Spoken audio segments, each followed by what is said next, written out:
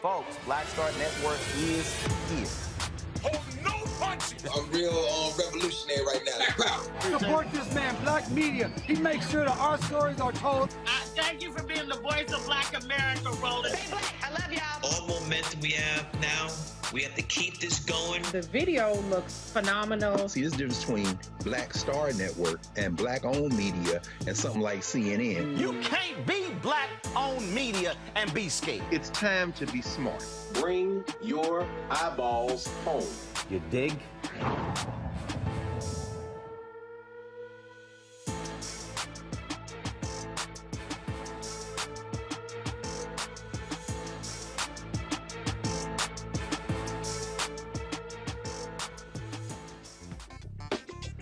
Today is Tuesday, July 12, 2022. Coming up on Roland Martin Unfiltered, streaming live on the Black Star Network. A new COVID variant, folks, is quickly spreading, causing serious health issues.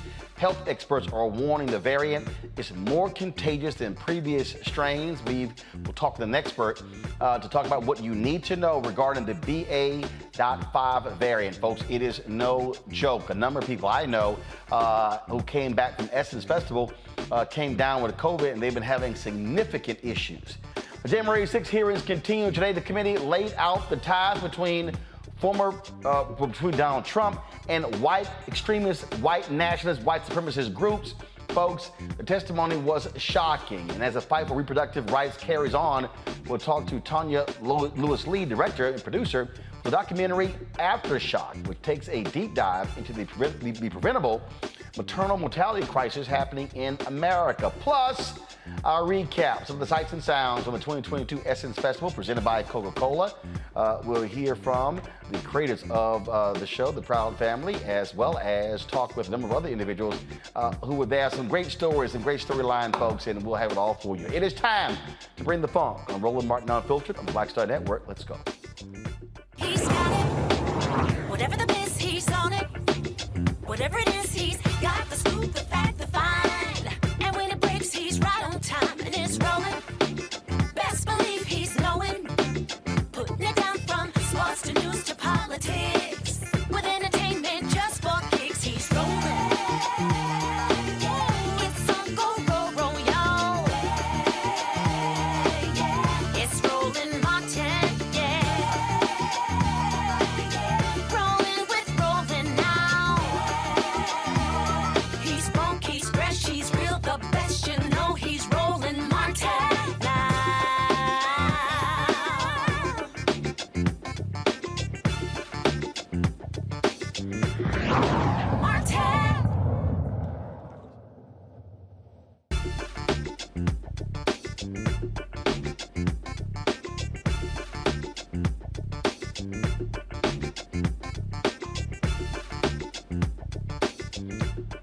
All right, folks, a new COVID variant is alerting the Biden administration, calling for folks to exercise renewed caution about the virus.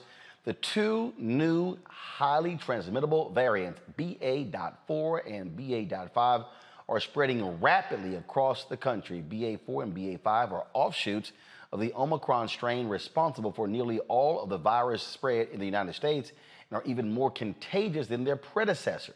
Now, again, folks are walking around as if COVID is all over, but it is not.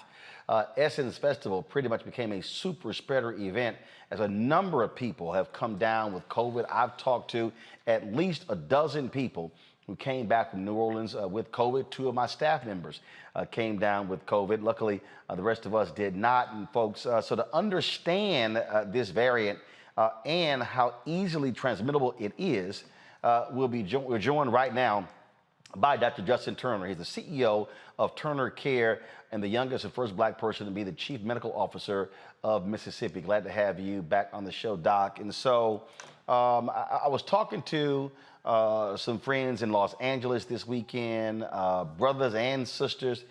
They were talking about how awful they were feeling, how bad it was. I saw this tweet where this one doctor said a lot of his MD friends were like, we're going to tough this thing out. It got so bad for them, they actually went and got Paxlovid. Another sister I talked to, she's in her early 30s. She could not get Paxlovid. They said because of her age, so they gave her a Z-Pack.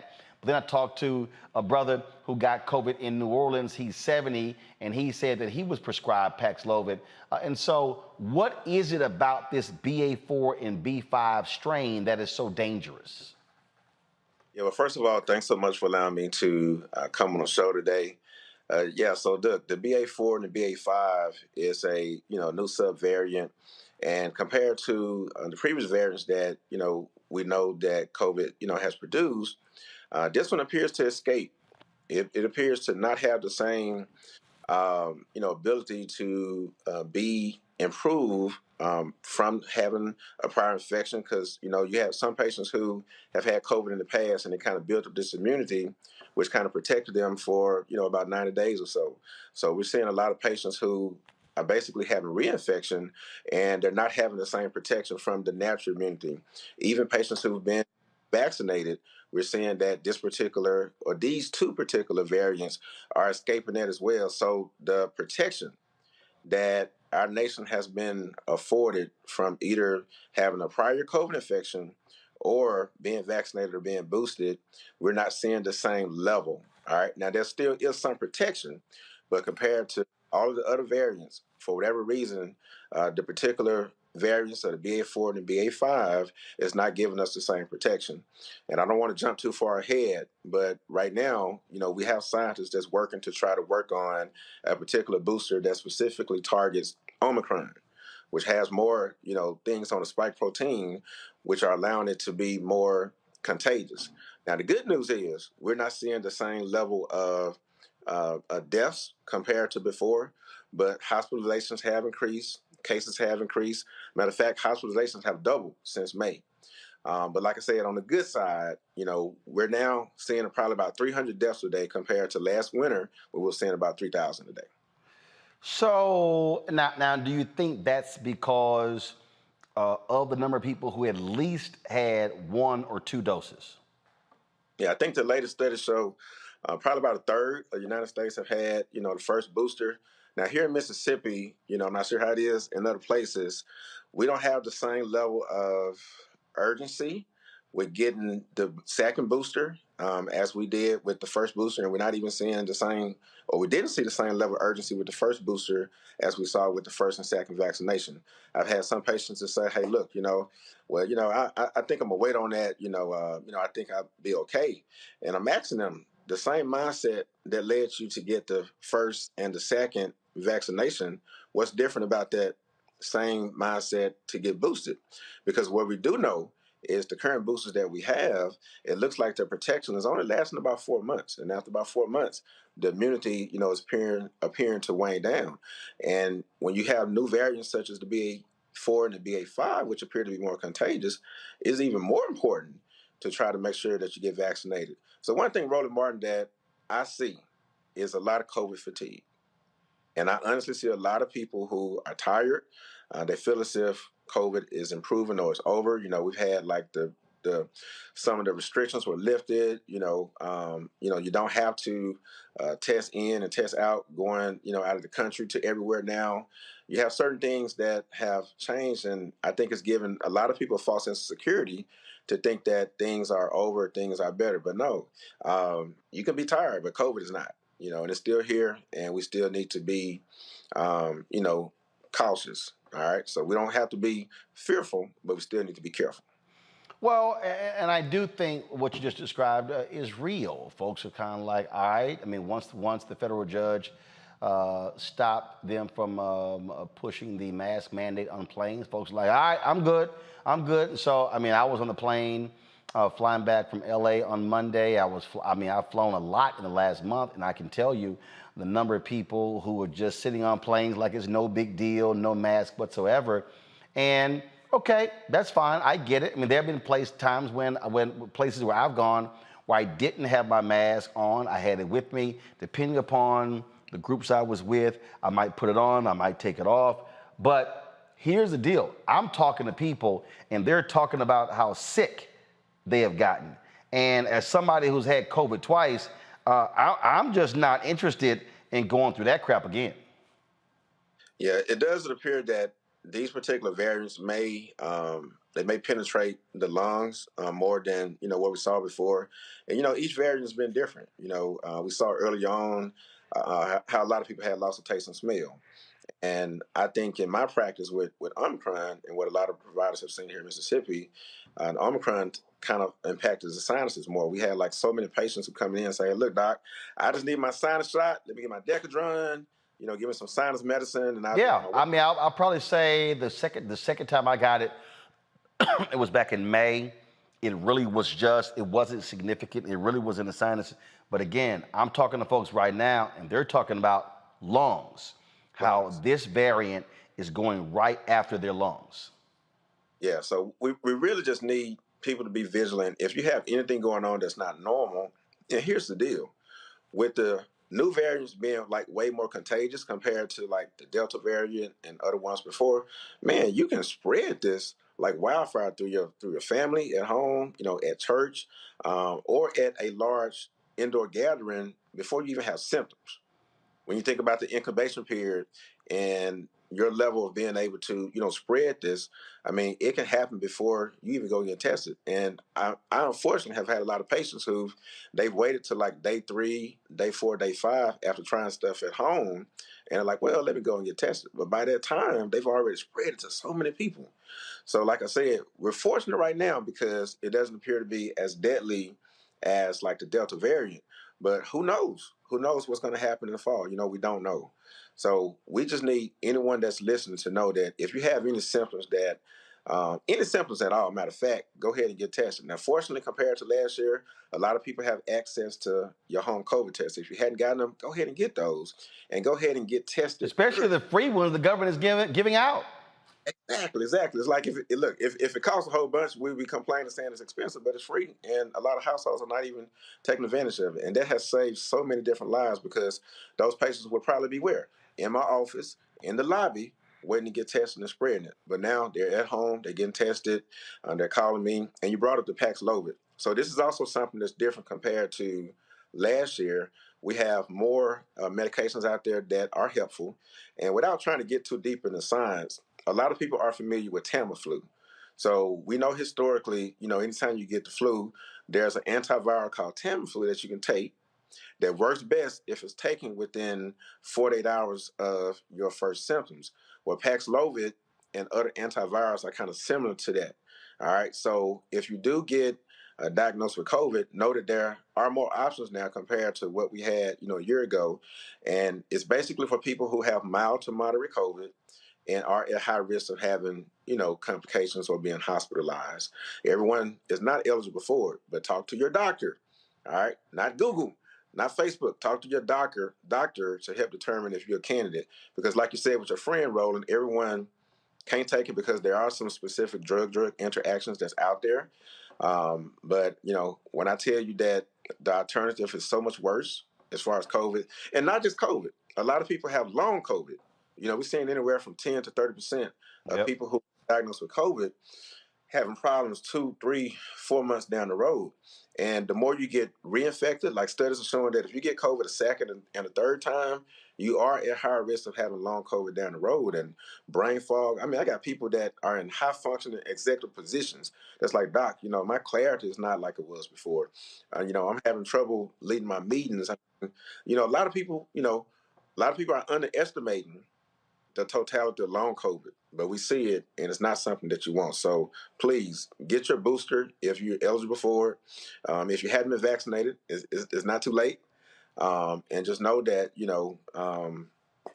do your part. Do your part. All right, then, Dr. Justin Turner, I certainly appreciate it. Thanks a lot. All right, have a good one. Thanks so much for having me. All right, going to bring in my, first of all, people to understand what's going on. The United States is reporting more than 90 million COVID cases, more than 1 million deaths since the pandemic start. The administration emphasizes the importance of getting booster shots and wearing masks indoors. Now, according to the organization Our World in Data, more than 200 million people, or 67% of the eligible vaccine population, are fully vaccinated. My panel, Dr. Mustafa Santiago Ali, former senior advisor for environmental justice at the EBA, Teresa Lundy, principal founder of TML Communications, Dr. Jason Nichols, senior lecturer, African American Studies, Department of University of Maryland, College Park. Glad to have all three of you here. Mustafa, what are you seeing out there? Are you seeing people that, frankly, after they dropped the mask mandate on airplanes, after they pretty much stopped them in stores, requiring showing boosters, showing vaccinations, requiring folks to get tested, that people are just sort of like, we cool, we chill, let's just go back to business as usual until they get sick? Yeah, that's exactly what's going on. Folks have gotten very lax.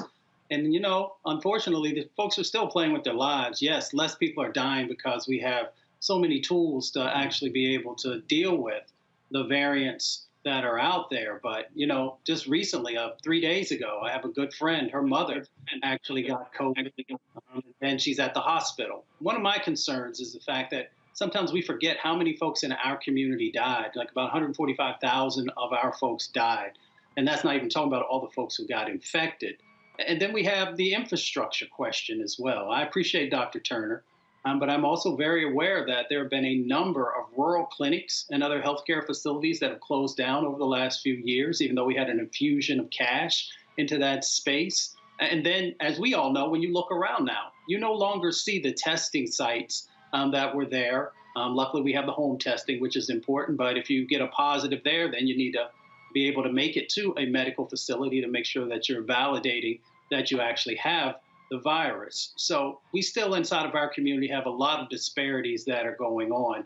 And we just need to make sure that folks pay attention. Well, last time I was on an airplane a couple of weeks ago, I guess it was sooner than a couple of weeks ago, no one was wearing a mask but two people, myself and one other person. So, we just need to make sure that we're protecting our lives. We're valuable, and we need to honor that. I know someone, a well-known person, Teresa, got COVID, and they're having issues walking. This person is one of our seniors. And was vaxxed and avoided for quite some time, but finally got it. Spent a week in the hospital. I keep telling people, this is not anything to play with. Yeah, if people haven't seen the signs, early on of when millions of people were dying across the globe, just because the mainstream media is not talking about it or putting it up in the lower thirds or in the midst of a television segment, that does not mean that the virus is not here and is still prevalent. So look, as I look at, the apartment building even I'm living in, and I asked them, hey, are you going to put the sign up for us to make sure we're masked up even in these closed and tight spaces? And they're, going with the same local ordinance that is saying it's not a mandate and allowing people to make their choices. But as we know, the COVID variant has been just an uncomfortable factor for people. And so sometimes that mandate does make sense. Doesn't matter how unpopular it is, but it does save lives. And so I know myself, I just made an appointment to get a dual vaccination. I'm already dual, so I guess quadruple vaccination, just to ensure to make sure that the vaccine is not wearing off. Because again, this is new information. This is the new variant, and it's carrying something that I do not know. So I'd rather just be safe in the later round. Again, Jason, give me a sense of what's happening on your college campus. Are students still taking it seriously, or are they, like a lot of other people, just, hey, strolling through like it's no big deal? So we still have an indoor mask mandate, and I walked into the building, and to be honest, Roland, I had forgotten my own mask, and so I had to go to some other office and get a mask, and then I walked into the classroom, and I'd say about half of the students were wearing masks and half of them weren't. And so I asked them about it, and you know, a lot of them just were like, you know, they weren't necessarily thinking about COVID or afraid of COVID. So I think we've lost a lot of the vigilance, and I think that what Dr. Turner was saying about COVID fatigue, I know physicians who are fatigued from COVID and don't want to wear masks anymore. So it's really something that I'm glad you're talking about right now, reminding us to be vigilant, because I think a lot of us have been wearing masks for a long time. The government said we don't have to wear masks, so we kind of flung them away and thought that this is over, and that's not the case. We need to remain vigilant. You know, I'm terrified after you said that one of your friends or your colleagues can't walk, or, you know, I'm terrified about going. I want to visit my grandmother, my 93-year-old grandmother. I want to visit her. And so I realize that I have to be vigilant right now in mask wearing. And, you know, I'm triple vaxxed, but not quadruple vaxxed. So I'll definitely consider getting that 4th shot. Again, folks, if y'all want to play around with this, be my guest. But trust me, you don't want to be one of those folks who's laid up and sick and go, damn, I should have listened, or I should have sat there and put the mask on. All right, y'all got to go to break. We come back. We're going to talk about today's January 6th committee. Now, we done told you these were some racist thugs. And the reason that they were so angry was because they didn't like that black people turned out in huge numbers in the 2020 election. Well, today's hearing showed you how these thugs partner with these white racist oath keepers to try to overthrow the results of the election. We'll discuss that next on Roland Martin Unfiltered on the Black Star Network. Don't forget to download the app. Apple phone, Android phone, Apple TV, Android TV, Roku, Amazon Fire TV, Xbox One, Samsung Smart TV. Also, if you want to join our Bring the Funk fan club, you can do so by sending a check or money order to P.O. Box 57196, Washington, D.C. 20037-0196. The Cash App is $RM Unfiltered. PayPal is R Martin Unfiltered. Venmo is RM Unfiltered. Zelle is Roland at RolandSMartin.com. Roland at RolandMartinUnfiltered.com. All the folks who give during the show, I'm going to give you a shout out.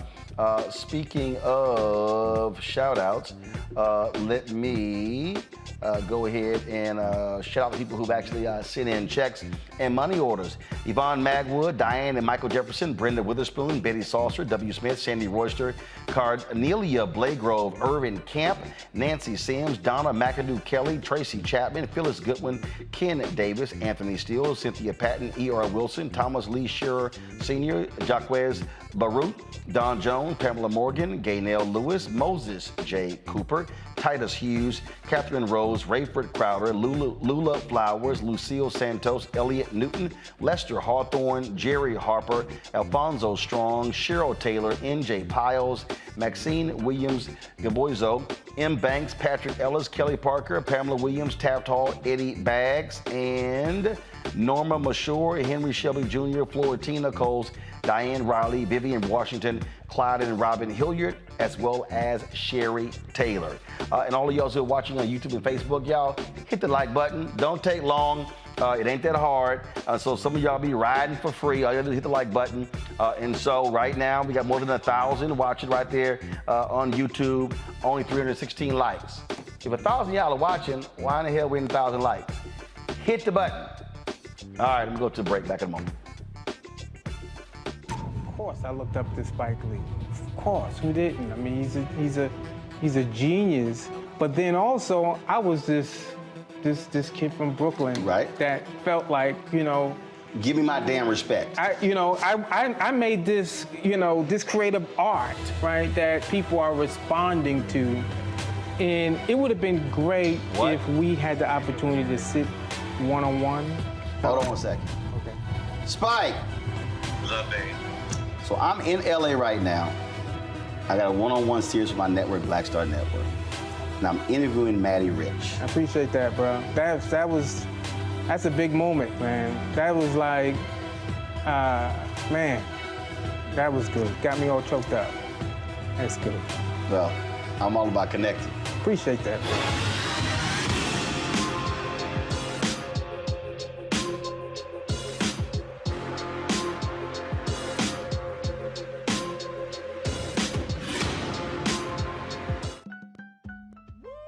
We're all impacted by the culture, whether we know it or not. From politics to music and entertainment, it's a huge part of our lives, and we're going to talk about it every day right here on The Culture with me, Faraji Muhammad, only on the Black Star Network. Hey, I'm Antonique Smith. Hello, everyone. It's Kiara Sheard. Hey, I'm Taj. I'm Coco. And I'm Lily. And we're SWV. What's up, y'all? It's Ryan Destiny, and you're watching Roland Martin Unfiltered.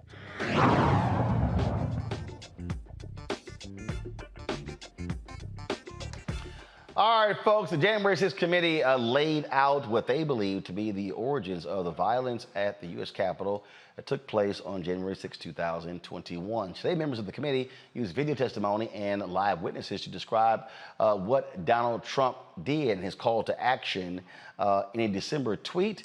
Plans by far-right white extremist groups to descend on Washington like the Oath Keepers and efforts by the White House advisors to urge Trump to drop his false claims of election fraud. The hearings began with Chairman Benny Thompson. Good afternoon. When I think about the most basic way to explain the importance of elections in the United States, there's a phrase that always comes to mind. It may sound straightforward, but it's meaningful. We settle our differences at the ballot box.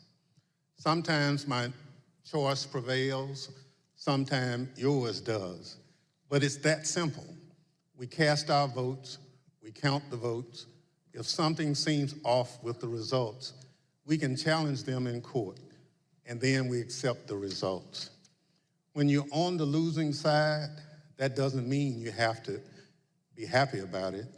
And in the United States, there's plenty you can do and say so. You can protest, you can organize, you can get ready for the next election to try to make sure your side has a better chance the next time the people settle their differences at the ballot box. But you can't turn violent. You can't try to achieve your desired outcome through force or harassment or intimidation. Any real leader who sees their supporters going down that path, approaching that line, has a responsibility to say, stop.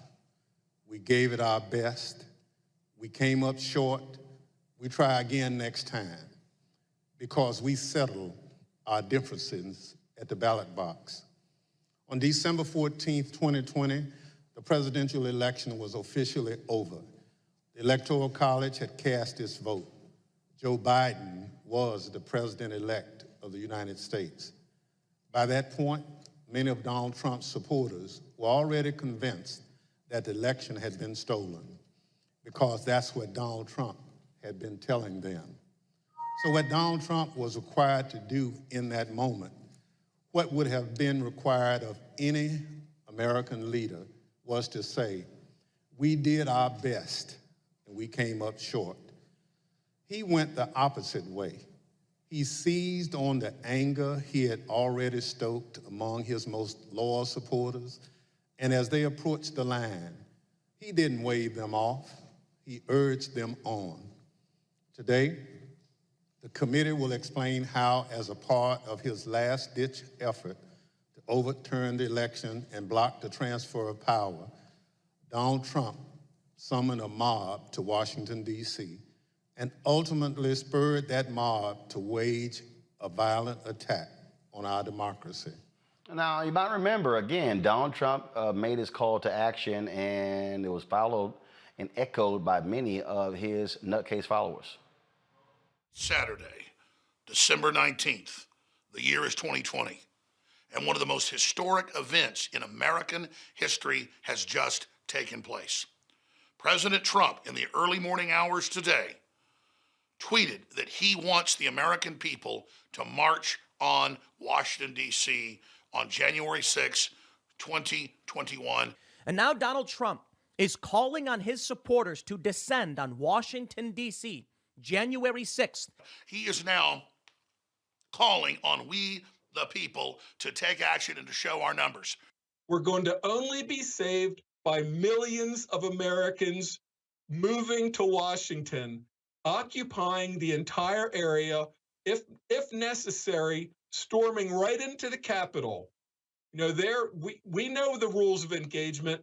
If you have enough people, you can push down any kind of a fence or a wall. This could be Trump's last stand. And it's a time when he has specifically called on his supporters to arrive in D.C. That's something that may actually be the big push Trump supporters need to say, this is it. It's now or never. You better understand something, son. You better understand something. Red wave, bitch. Red wave. This is going to be a red wedding going down January 6th. On that day, Trump says, show up for a protest. It's going to be wild. And based on what we've already seen from the previous events, I think Trump is absolutely correct. Motherfucker, you better look outside. You better look out January 6th. Kick that fucking door open. Look down the street. There's going to be 1 million plus geeked up armed Americans. The time for games is over. The time for action is now. Where were you when history called? Where were you when you and your children's destiny and future was on the line? We know where you were, getting ready to go to jail. Now, Congresswoman Liz Cheney, she said, can we stop this idea that Donald Trump is like a little child, didn't know what was going on? She says, nah, that thug was responsible. This appears to have changed the strategy for defending Donald Trump. Now the argument seems to be that President Trump was manipulated by others outside the administration, that he was persuaded to ignore his closest advisors, and that he was incapable of telling right from wrong. This new strategy is to try to blame only John Eastman or Sidney Powell or Congressman Scott Perry or others, and not President Trump. In this version, the president was, quote, poorly served by these outside advisors. The strategy is to blame people his advisors called, quote, the crazies for what Donald Trump did. This, of course, is nonsense. President Trump is a 76-year-old man. He is not an impressionable child. Just like everyone else in our country, he is responsible for his own actions and his own choices. More like a 76-year-old child. Now, there was a Twitter whistleblower who said, you know what? If it was anybody else but this fool, they would have been kicked off that platform. What was your gut feeling on the night of January 5th? I believe I sent a Slack message to someone that said something along the lines of, when people are shooting each other tomorrow, I will try and rest in the knowledge that we tried. And so I went to, I don't know that I slept that night, to be honest with you. I was on pins and needles because, again, for months, I had been begging and anticipating and attempting to raise the reality that if we made no intervention into what I saw occurring, people were going to die. And on January 5th, I realized no intervention was coming. And even as hard as I had tried to create one or implement one, there was nothing, and we were at the whims and the mercy of a violent crowd that was locked and loaded. And just for the record, this was content that was echoing statements by the former president, but also Proud Boys and other known violent extremist groups. Yeah. Now, folks, Congressman Jamie Raskin really sort of just laid out in full detail what was taking place leading up to January 6th, especially in this crazy nutcase meeting that took place in the White House on December 18th. The startling conclusion is this: even an agreed upon complete lack of evidence could not stop President Trump, Mark Meadows, and their allies from trying to overturn the results of a free and fair election. So let's return to that meeting at the White House on the evening of December 18. That night, a group showed up at the White House, including Sidney Powell, retired Lieutenant General Michael Flynn, and former Overstock.com CEO Patrick Byrne. After gaining access to the building from a junior White House staffer, the group made their way to the Oval Office. They were able to speak with the president by himself for some time until White House officials learned of the meeting. What ensued was a heated and profane clash between this group and President Trump's White House advisors, who traded personal insults, accusations of disloyalty to the president, and even challenges to physically fight. The meeting would last over 6 hours, beginning here in the Oval Office, moving around the West Wing, and many hours later, ending up in the president's private residence. The Select Committee has spoken with 6 of the participants, as well as staffers who could hear the screaming from outside the Oval Office. What took place next is best told in their own words, as you will see from this video. Did you believe that it was going to work, that you were going to be able to get to see the president without an appointment? I had no idea. In fact, you did get to see the president without an appointment. We did. How much time did you have alone with the president? And I say alone, you had other people with you, but right from his aides before the crowd came running? Probably no more than 10 or 15 minutes. Was in that... I bet Pat Cipollone set a new land speed record. I got a call either from Molly or Hirschman that I need to get to the Oval Office. So that was the first point that I had recognized, okay, there was nobody in there from the White House. Mark's gone. What's going on right now? I opened the door and I walked in. I saw General Flynn. I saw Sidney Powell sitting there. I was not happy to see the people in the Oval Office. Explain why. Well, again, I don't think they were providing. Well, first of all, the Overstock person, I've never knew who this guy was. Actually, the first thing I did, I walked in, I looked at him, and I said, "Who are you?" And he told me. I don't think any of these people were providing the president with good advice, and so I didn't understand how they had gotten in. In the short period of time that you had with the president, did he seem receptive to the presentation that you were making? He was very interested in hearing particularly about the CISA finding and the terms of 13848 that apparently nobody else had bothered to inform him of. I was asking, like, you claiming the Democrats were working with Yugoslavs, Venezuelans, and whomever else. And at one point, General Flynn took out a diagram that supposedly showed IP addresses all over the world, and who was communicating with whom via the machines, and some comment about like Nest thermostats being hooked up to the internet.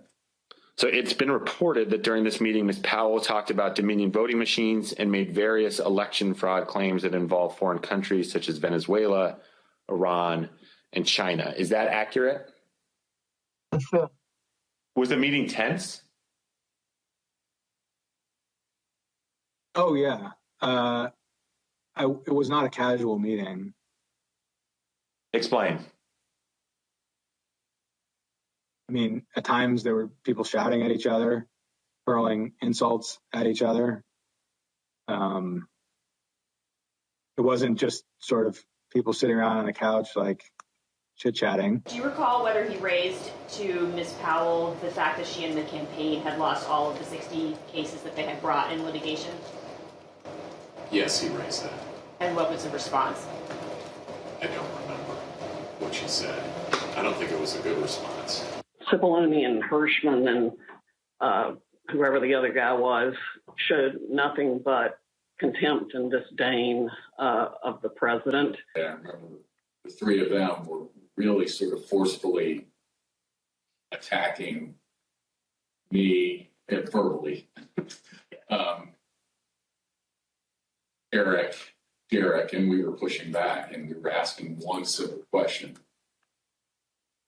as a general matter. Where is the evidence? So, what response did you get when you asked Ms. Powell and her colleagues, where's the a variety of responses based on my current recollection, including, can't believe you would say something like, things like this, like, what do you mean, where's the evidence? You should know, and things like that, or, a disregard, I would say, a general disregard for the importance of actually backing up what you say with facts. And, then there was discussion of, well, we don't have it now, but we will have it or whatever.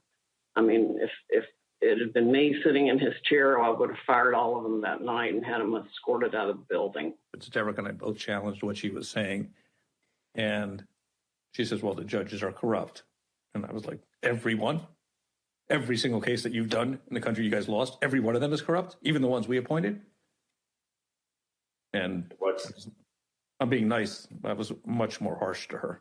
So one of the other things that's been reported that was said during this meeting was that President Trump told White House lawyers, Mr. Hirschman and Mr. Cipollone, that they weren't offering him any solutions, but Ms. Powell and others were. So why not try what Ms. Powell and others were proposing? Do you remember anything along those lines being said by President Trump? I do. That sounds right. I think that it got to the point where the screaming was completely out there. I mean, you get people walk in, it was late at night, it had been a long day, and what they were proposing, I thought was nuts. I'm gonna categorically describe it as, you guys are not tough enough. Or maybe I put it another way, you're a bunch of pussies. Excuse the expression, but I'm almost certain the word was used. Flynn screamed at me that I was a quitter and everything, kept on standing up and turning around and screaming at me. And at a certain point, I had it with him. So I yelled back. I had to come over, or sit your effing ass back down. The president and the White House team went upstairs to the residence, but to the public part of the residence, the big parlor where you can have meetings in the conference room. Oval? They call that the yellow oval? Yes, exactly, the yellow Oval Office. I always called it the upper. And I'm not exactly sure where the Sydney group went. I think maybe the Roosevelt room. And I stayed in the cabinet room, which is kind of cool. I really like that. All by myself. At the end of the day, we landed where we started the meeting, at least from a structural standpoint, which was Sidney Powell was fighting, Mike Flynn was fighting. They were looking for avenues that would result in President Trump remaining President Trump for a second term. The meeting finally ended after midnight. Here are text messages sent by Cassidy Hutchinson during and after the meeting. As you can see, Ms. Hutchinson reported that the meeting in the West Wing was unhinged. The meeting finally broke up after midnight during the early morning of December 19. Cassidy Hutchinson captured the moment of Mark Meadows escorting Rudy Giuliani off the White House grounds to, quote, make sure he didn't wander back into the mansion. Certain accounts of this meeting indicate that President Trump actually granted Ms. Powell's security clearance and appointed her to a somewhat ill-defined position of special counsel. All right, y'all, we got more. Stephen Ayers at Races, he was with the Oath Keepers. He talked about really what they really are. Sometimes we say, get the popcorn. I'm like, no, we gotta get the salad. So please, show more. Mr. Van Tatenhove, can you help us understand who the Oath Keepers are? I can, thank you. My time with the Oath Keepers began back at Bundy Ranch with that first standoff when I went to cover them as an independent journalist. I then subsequently covered two more standoffs, the Sugar Pine Mine standoff and the White Hope Mine standoff. It was at that time that I was offered a job as national media director and an associate editor for the webpage. So I spent a few years with the Oath Keepers, and I can tell you that they may not like to call themselves a militia, but they are. They're a violent militia, and they are largely Stewart Rhodes. And I think, rather than try to use words, I think the best illustration for what the Oath Keepers are happened January 6th, when we saw that stacked military formation going up the stairs of our Capitol. I saw radicalization that started with my beginning of my time with them and continued over a period of time as the member base and who it was that Stewart Rhodes was courting drifted further and further right into the alt-right world, into white nationalists, and then straight up racists. And it came to a point where I could no longer continue to work for them. But the Oath Keepers are a dangerous militia that is in large part fed by the ego and drive of Stewart Rhodes, who at times seemed to see himself as this paramilitary leader. I think that drove a lot of it. So, in my opinion, the Oath Keepers are a very dangerous organization. Well, thank you very much. So Brad Parscale, who ran Donald Trump's little campaign, he was texting a little shoplifter, Katrina Pierce, you know, the crazy black woman. If you want to see how they really feel about letting that fool get in the White House, listen to how they broke down what he tweeted, what he texted. Trump's former manager, Brad Parscale, recognized the impact of the speech immediately. And this is what he said on January 6th in excerpts from text messages to Katrina Pearson. Mr. Parscale said, quote, "This is about Trump pushing for uncertainty in our country, a sitting president asking for civil war." And then when he said, "This week I feel guilty for helping him win," Katrina Pearson responded, "You did what you felt right at the time, and therefore it was right." Mr. Parscale added, "Yeah, but a woman is dead. And yeah, if I was Trump and I knew my rhetoric killed someone." When Ms. Pearson replied, "It wasn't the rhetoric," Mr. Parscale said, "Katrina, yes, it was." Thank you, Mr. Chairman. I yield back. President Trump's former campaign manager, Brad Parscale, recognized the impact of the speech immediately. And this is what he said on January 6th in excerpts from text messages to Katrina Pearson. Jason, any Republican who continues to stand with this man is an absolute idiot and, frankly, a traitor to the country.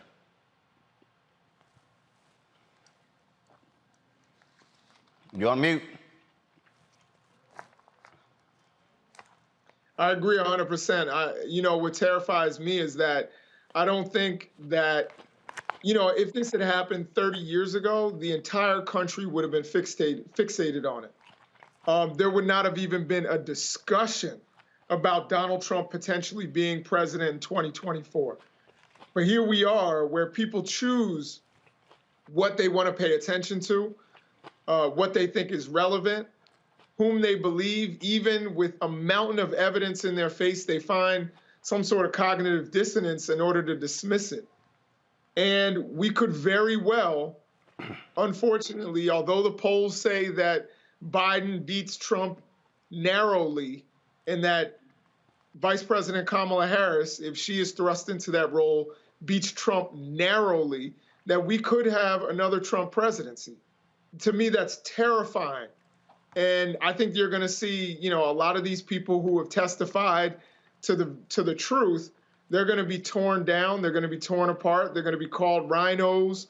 And it's really a unique time in history.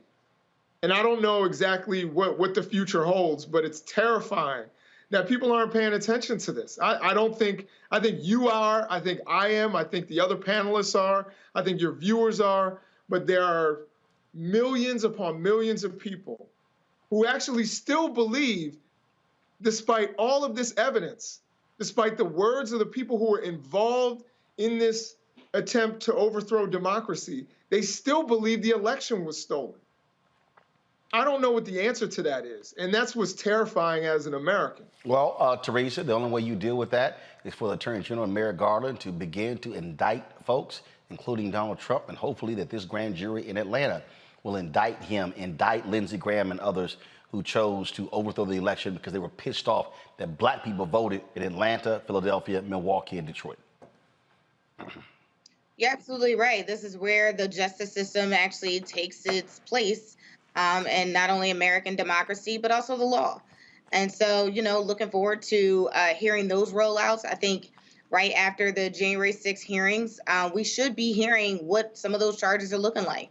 I think it was definitely a shock factor of what's been happening with some of the subpoenas that's been coming out. But it looks like people are now changing their minds and starting to change their story. And they're understanding that, look, Trump actually lost. And thus there is no more backing. And we have to figure out what our next steps is. Sometimes it's just not a book or a podcast. Sometimes it's just telling the truth and shaming the devil. Mustafa, it's very simple. These people cannot be near anywhere elected office, and there must be far more aggressive action being taken against everyone involved. Without a doubt. It's interesting what Jason and Teresa shared. All of that is correct, but it's even deeper than that. You got to really understand the dynamics that are playing out. Trump wanted to have a civil war, if you will, and he felt that he could control that civil war and that he would be the only one who would be able to stop it. So then folks would gravitate once again to him and see him as a savior. So let's unpack that a bit further. We know that when you're looking at folks like the Oath Keepers and these other groups, the Proud Boys, there are over 300 militia organizations in the United States of America right now today. That's the conservative number. There are 20,000 members who are part of that. We also know that folks who participated in the January 6th insurrection brought guns, and now we've also heard testimony that there were explosives that were a part of that. So when you have that depth of planning, that folks were very serious about this, but they knew that they couldn't do it by themselves, so they needed folks inside the White House and other politicians to be able to achieve the goals that they have had for a long time. If you go and look at their manifestos and these other types of things, they're very clear about the things they want to do. Indeed. All right, folks, got to go to break. When we come back, we're going to talk with Tonya Lewis Lee. She is working on a documentary that is important. I keep telling y'all, these fake conservatives keep saying they're pro-life, but y'all notice they never say a damn thing about the high incidence of black women having issues when it comes to children. Is that also life? We'll talk about her documentary next on Roland Martin Unfiltered right here on the Black Star Network.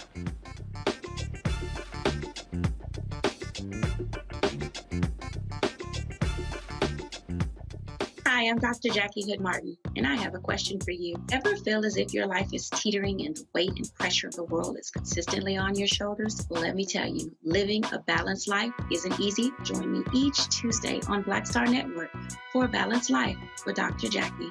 We'll laugh together, cry together, pull ourselves together, and cheer each other on. So join me for new shows each Tuesday on Black Star Network, A Balanced Life with Dr. Jackie.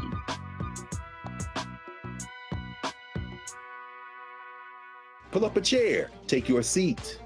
The Black Tape with me, Dr. Greg Carr, here on the Black Star Network. Every week, we'll take a deeper dive into the world we're living in. Join the conversation only on the Black Star Network. I'm Deion Cole, and you're watching Roland Martin Unfiltered. Stay woke.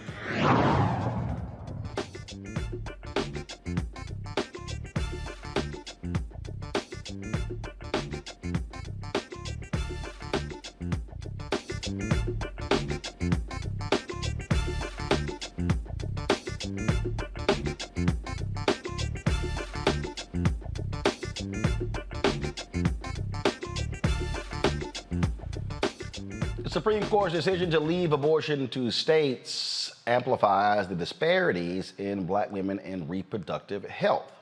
Now, Tonya Lewis Lee, co-director, producer, she's a documentary called Aftershock. It looks at the preventable maternal mortality crisis in America from an often overlooked perspective, what a family experiences after the death of a mother. Check out the trailer.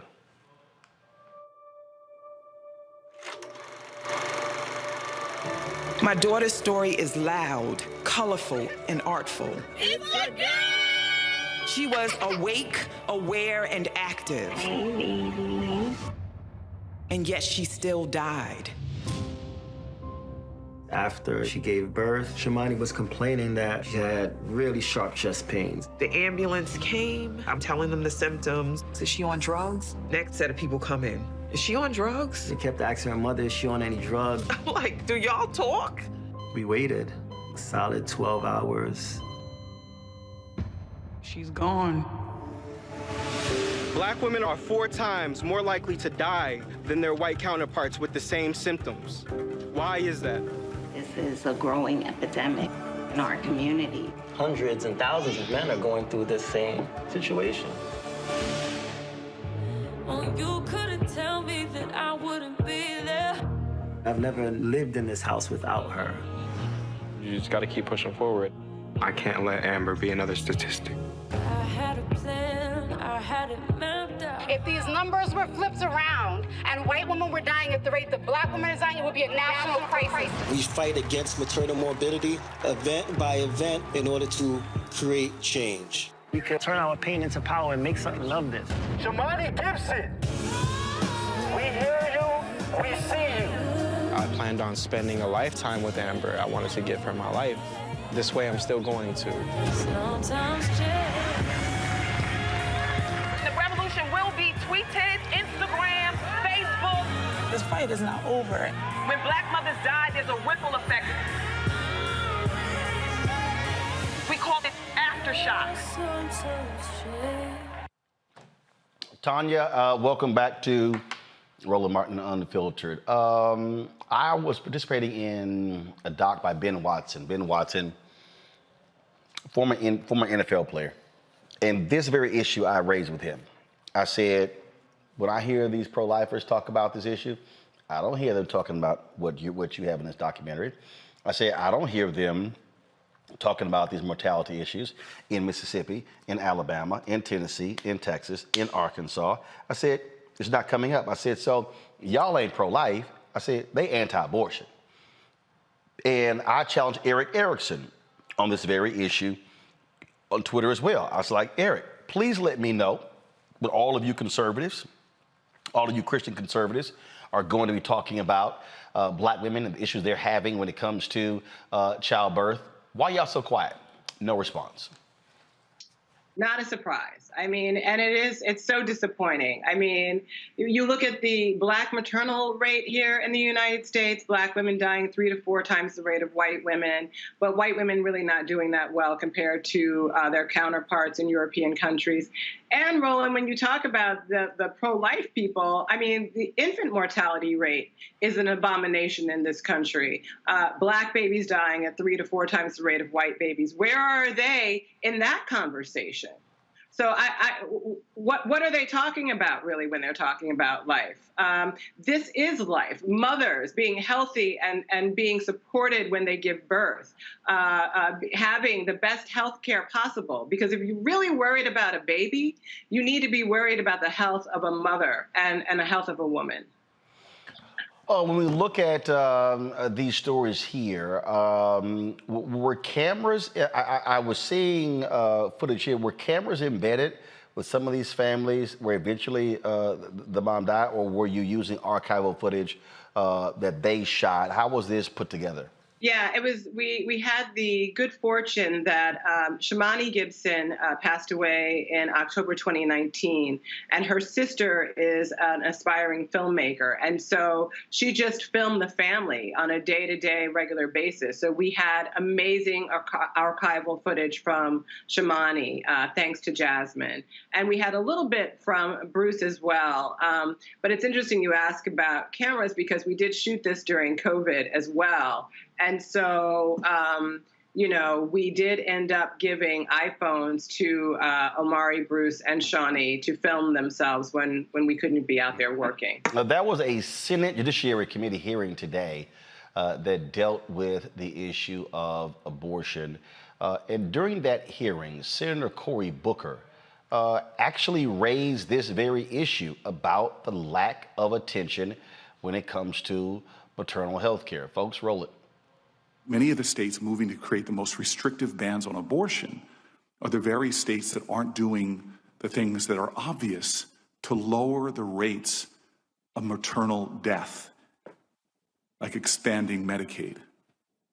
And so this argument that they value life by not providing access to contraception, by not expanding Medicaid, their states have some of the worst records for women dying and pregnancy-related causes.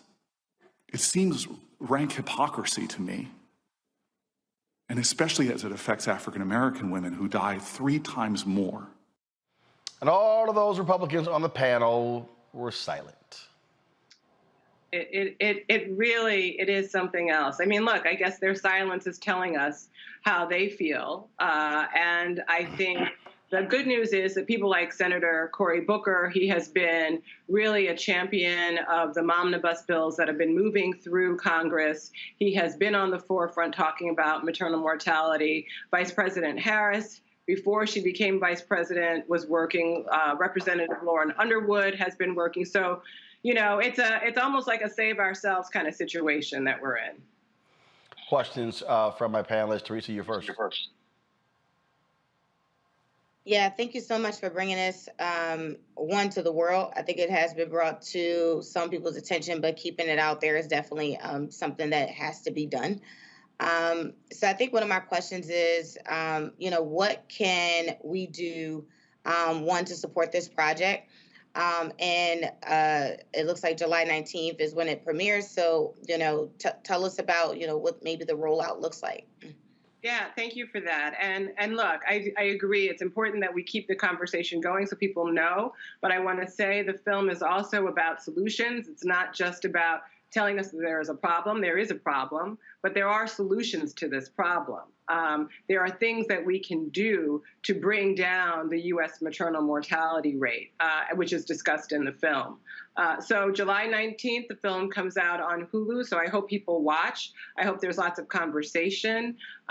Bruce McIntyre and Omari Maynard, who are featured in the film, they are the partners of 2 women who have passed away, are activated, doing amazing work in our community. And if you go to our website, aftershockdocumentary.com, you can find a link to Save a Rose Foundation and the ARIA Foundation to support the wonderful community work that they're doing to improve birth outcomes for everyone. Jason. Yes, again, thank you so much for doing this. And I guess I want to kind of ask a little bit about the organizations that are involved in this work. Are you finding that they're having fundraising trouble, and are they, you're starting to get the message out there farther, but how is it in terms of functionally moving this movement forward? Because I think a lot of Americans may not be aware of it. Yeah, I mean, there are some amazing reproductive rights warriors out there, reproductive rights justice warriors out there who are doing awesome work. Yes, they need resources and support. And they need to be amplified and lifted up. And that's part of what we're trying to do with the film, to raise awareness about the work that's being done on the ground from individuals, because this is a situation that will be solved from the people on the ground. So you have people like Kimberly Seals-Allers, who has her Earth app, which is an app that basically rates doctors and hospitals for the care that Black women receive when they go in for maternal care. And she's gotten some funding, but it's Earth spelled without, it's like birth without the B. You can check her out, see her work. There are people like Chanel Portia Albert, who is a doula in Brooklyn, who does great community work. And again, of course, Bruce and Amari and Shawnee, who Bruce is bringing a birthing center to the Bronx. He has a womb bus that's traveling around. So, you know, the word is getting out there, and I think people are finding ways to be supportive. But, you know, I think we all need to keep our ear to the ground and try to support and amplify those people who are doing the work as much as we can. Mustafa.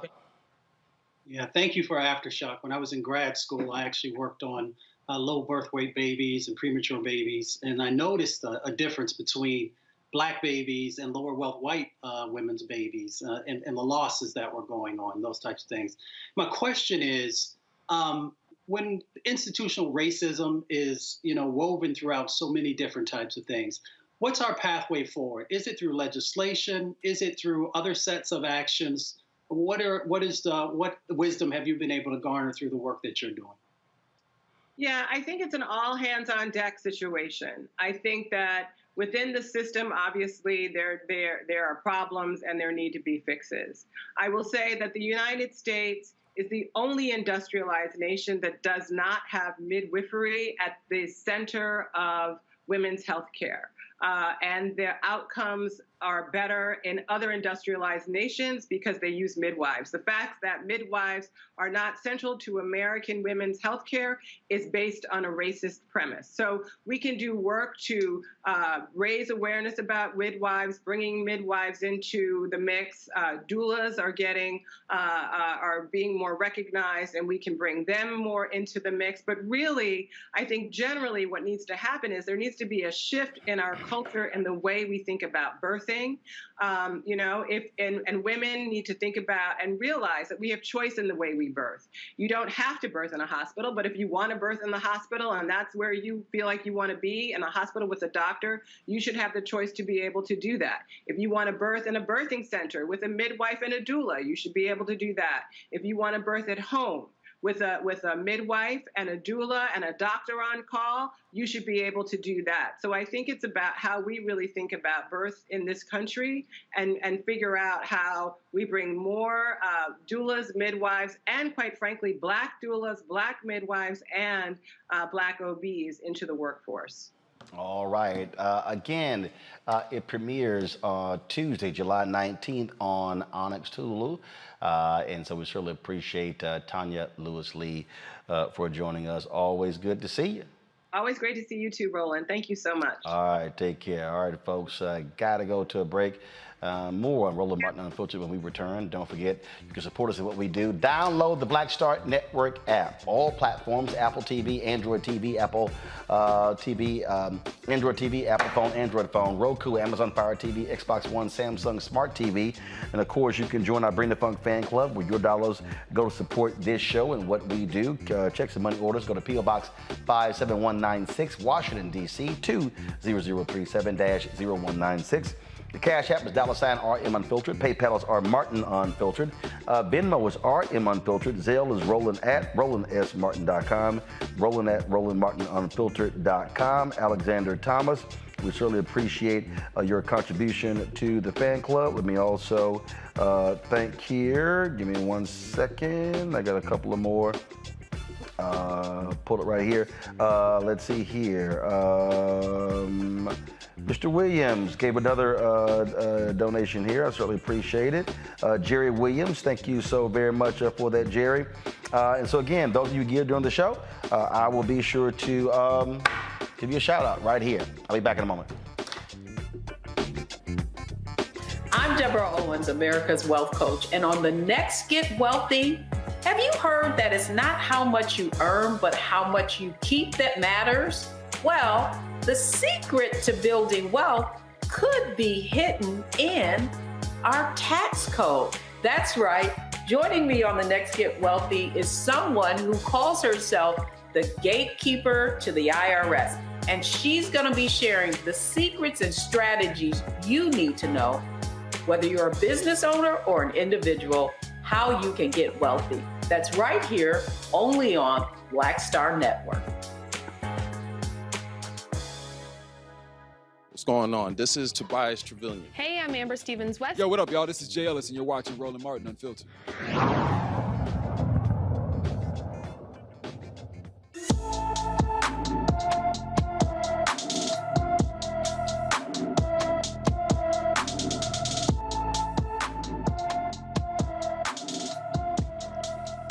All right, folks, Jeanette Miller has been missing from Houston since July 2nd. The 15-year-old is 5 feet 3 inches tall, weighs 120 pounds, with black hair and brown eyes.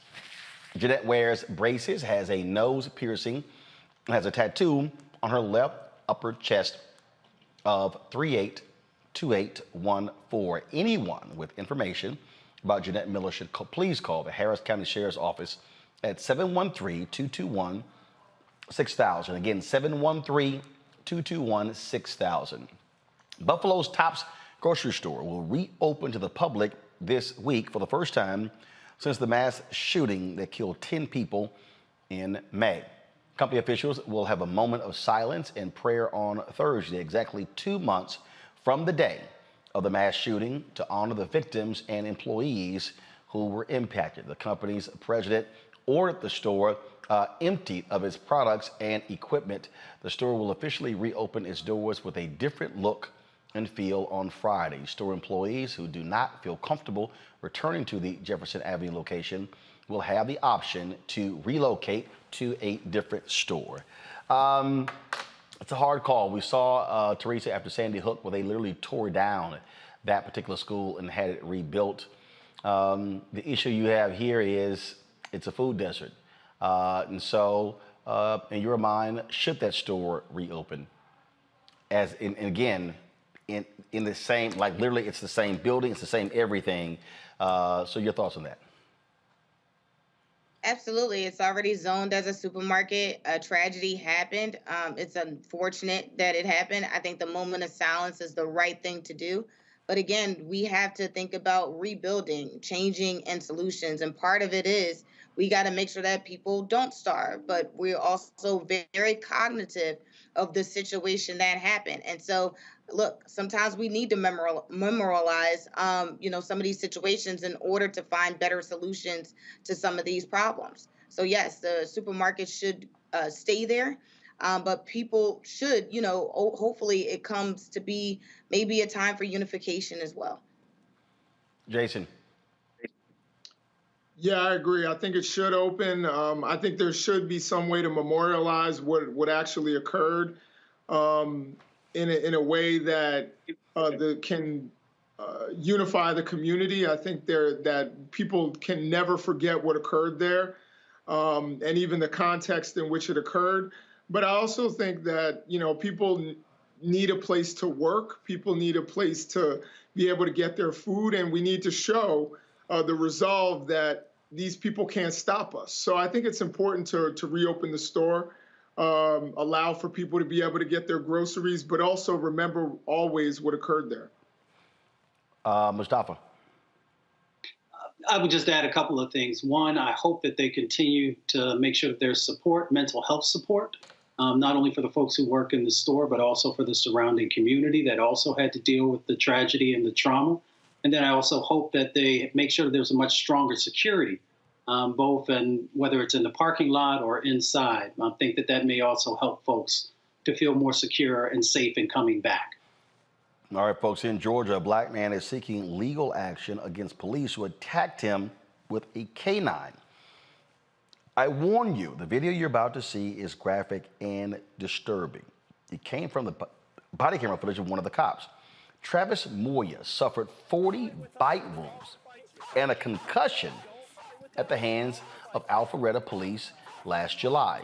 Moya's wife, Cami, called 911 for a mental health crisis, incorrectly flagged for domestic violence. Moya was arrested for felony obstruction and was taken to a hospital before being booked into the Fulton County Jail. Moya's charges were dropped on June 29th.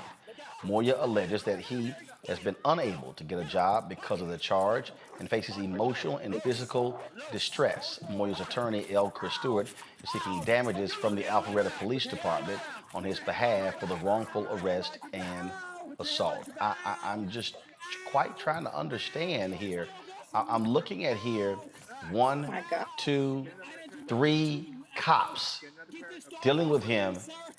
Mustafa, why in the hell would you need a canine sitting here ripping at this man, and his fourth cop is literally, I'm looking at 3 cops.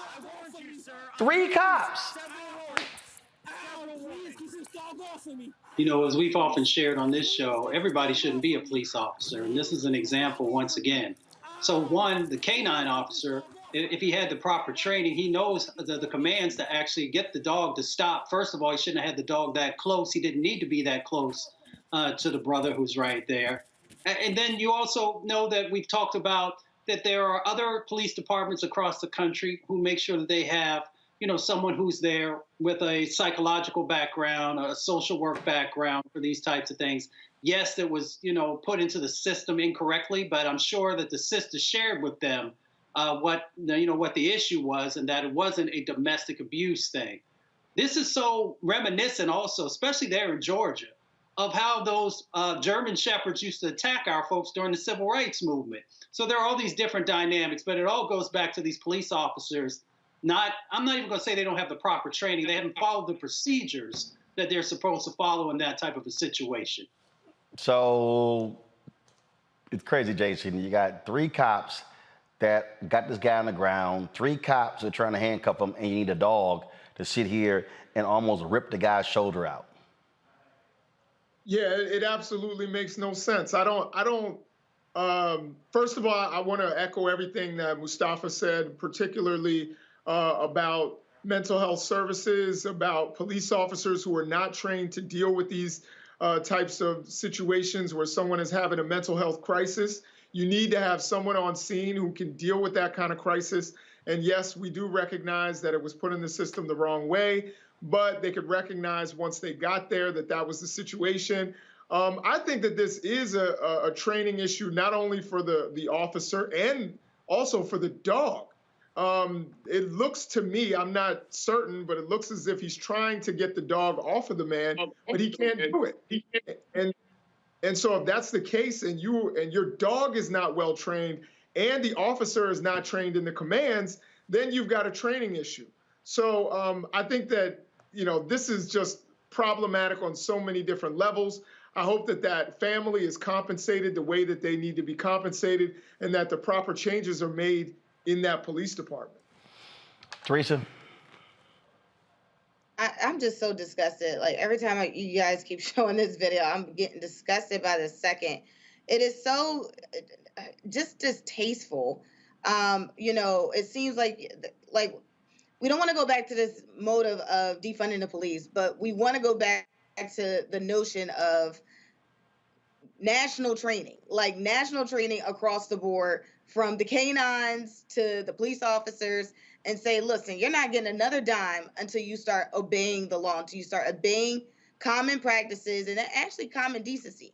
Half the time when police officers are showing up to your door, you're afraid. And really, it should be a feeling of mediation or some sort of solutions.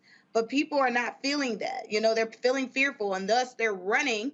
And because they're running, they're now getting shot 60 times. So it's just, it's just, I don't know. So now we got to say canines that are in police training now to get trained. So it's just one thing after the other. It's just a horrible situation. It is. All right, folks, the Pennsylvania town that hired the cop who killed Tamir Rice did not conduct a background check before giving Timothy Loman the job. Pennsylvania Attorney General Josh Shapiro said the Tioga Borough president violated Act 57, a law passed after the death of George Floyd to address the issue of officers fired for misconduct from getting rehired in a different jurisdiction. Shapiro stated that failure to run this required check erodes the public's faith in your leadership and the public's trust in the officer you ultimately select. Loman resigned from his role as Tioga's lone police officer on Thursday after being sworn in on Tuesday due to the various pressure. Well, thank goodness for that. And here's my whole deal. What's the repercussions, Teresa, for folks just ignoring the law? Well, it's interesting. The folks that are ignoring the law is the law. So, okay. Yeah, look, Josh Shapiro made a right call, but how many other calls, where individuals seem like they're just getting by on the buddy system that are in these police uniforms or in uniform in general without background checks. They say background checks are mandatory. It needs to start with inside the institution and not found out later down the line when an issue happens. Jason. Yeah, I mean, this is kind of typical, and glad that it was caught. Police officers who commit crimes should not be able to leave and go a county over, 2 counties over, and get rehired. And to me, that we can sit here and say Josh Shapiro did the right thing, but I think that there should be something that should flag those kinds of issues before they even occur, so that the guy never gets sworn in. I mean, he got sworn in. He was in there for 48 hours. Who knows, what kind of damage could have been done even in that short amount of time. So we need to flag these kinds of things before they actually happen. Mustafa. They should do a background check across the country for everyone who's in law enforcement. And the reason for that is that they literally have your life in their hands each and every day.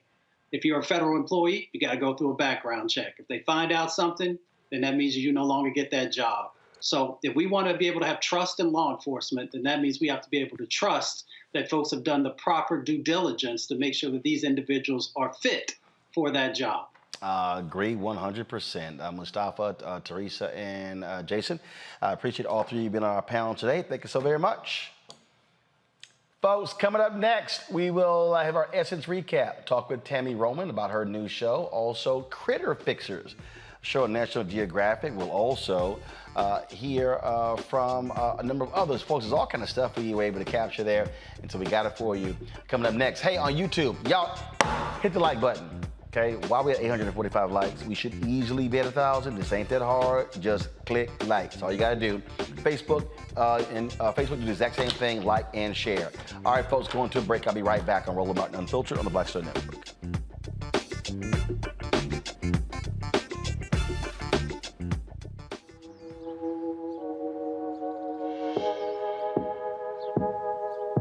Hold fast to dreams.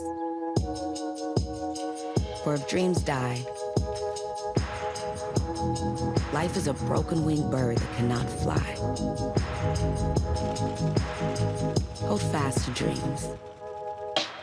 For when dreams go, life is a barren field, frozen with snow. Lots of oranges, half the sugar, 1,000% delicious. That's simple math. Say yes to simple. Made the simple way. With real lemon juice, 75% less sugar, and Say yes to simple.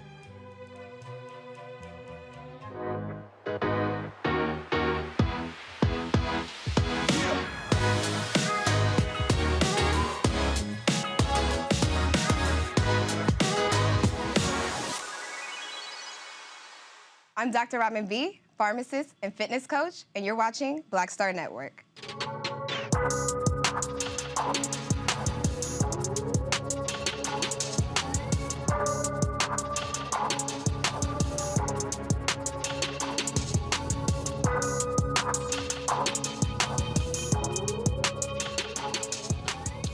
Folks, in New Orleans at Essence Festival 2022, we caught up with the creators of the animated series, The Proud Family, as they talked about the importance of being able to create this black animated show, but also how they were able to empower black people behind the scenes in the largely white world of animation. All right, so gents, how different is doing animation, with this as opposed to dealing with regular folks on screen? Is it a different creative process? Is it a different shooting process? And what makes it so unique? Well, I think animation to me is like a puppet with 1,000 strings, you know, and we're all just one of those strings that we can control.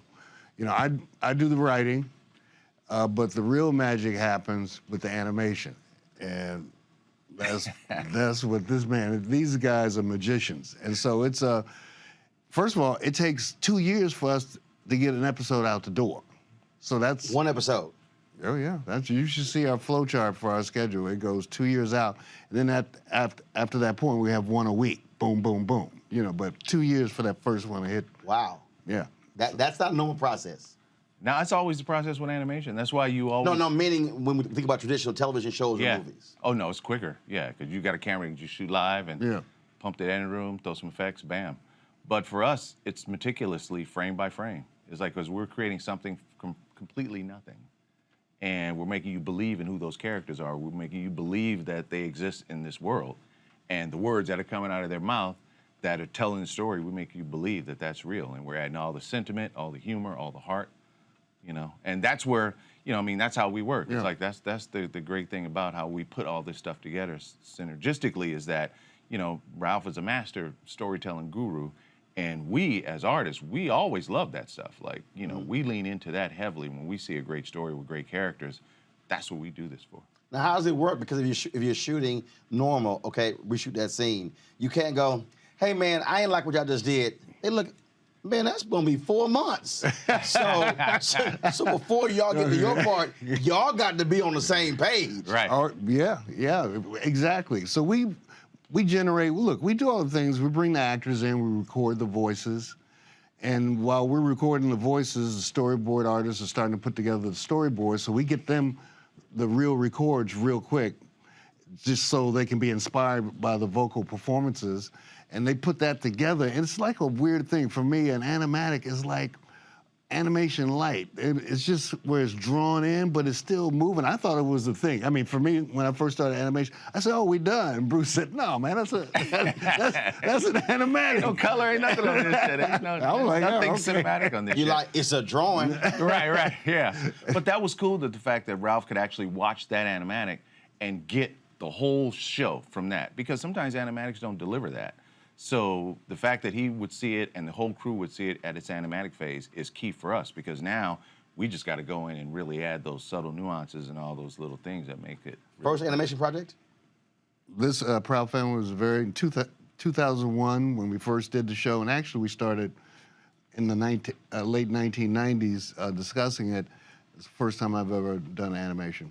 So obviously, again, you talked about him being the master, all his long storied career, all winning the awards. Were you sort of like, damn, I'm getting hazed. This is a whole new thing. Because I mean, look, being new and different is different. Yeah. Well, it was new because coming from live action, I'm used to, you know, write the script, we talk to the actors and make it happen. So, but in animation, like I said, we write it, but really the majority of the work takes place with the animators. And animation and writers have had a division over the years. It goes back to Walt Disney. The reason why, you know, there's two different unions, because animators traditionally would write their own script. Right. You know, and so it was just a different process. Right. And so now we're coming in with sitcom writers, myself and my staff, and animators, and, you know, so there was a little bit of friction because we're going like, it should be this way, and people going, we don't care about the words. We're doing it this way. Dude, there was some furniture moving the first season of Proud Family back in 2001. Y'all need to call a Young or Bishop Jakes in. We need to drop some sage in the room. We're like, all right, let's start over, guys. But no, that was the beauty of it. I mean, for me, that's the reason why I wanted Ralph on this, because he had never done this before. So it's going to be a brand new process that I knew was a necessary injection to really make this show authentic and breathe to our people. Right. Because, like, you know, it's like Ralph has worked on projects that we know, you know, that is pure blackness in the community. And I didn't want anything less. I mean, I wanted this show to breathe and read to us pure and authentic and real. All right. We can leave it there. We keep it black. Hey, man. Keep it black. It's a FUBU production. It's a for us, by us production. And so, I mean, you got black folks everywhere, behind the mic and also in the animation piece. That was key. That was key. When we first staffed up for this version of the show, we knew that there aren't a lot of black artists in this business that fulfill every part of the process. So we had to pull people from rocks and give people their first opportunity. Awesome. So, I mean, we've got, like, you know, so we set the stage with Ralph's writing room at first. It's like, it's probably the most diverse writing room in Hollywood, especially in the animation business. Let me just stay there. There's nothing blacker than our room. Right. So then we had to, like, install the directors, and we gave opportunities to 2 black female directors. All right.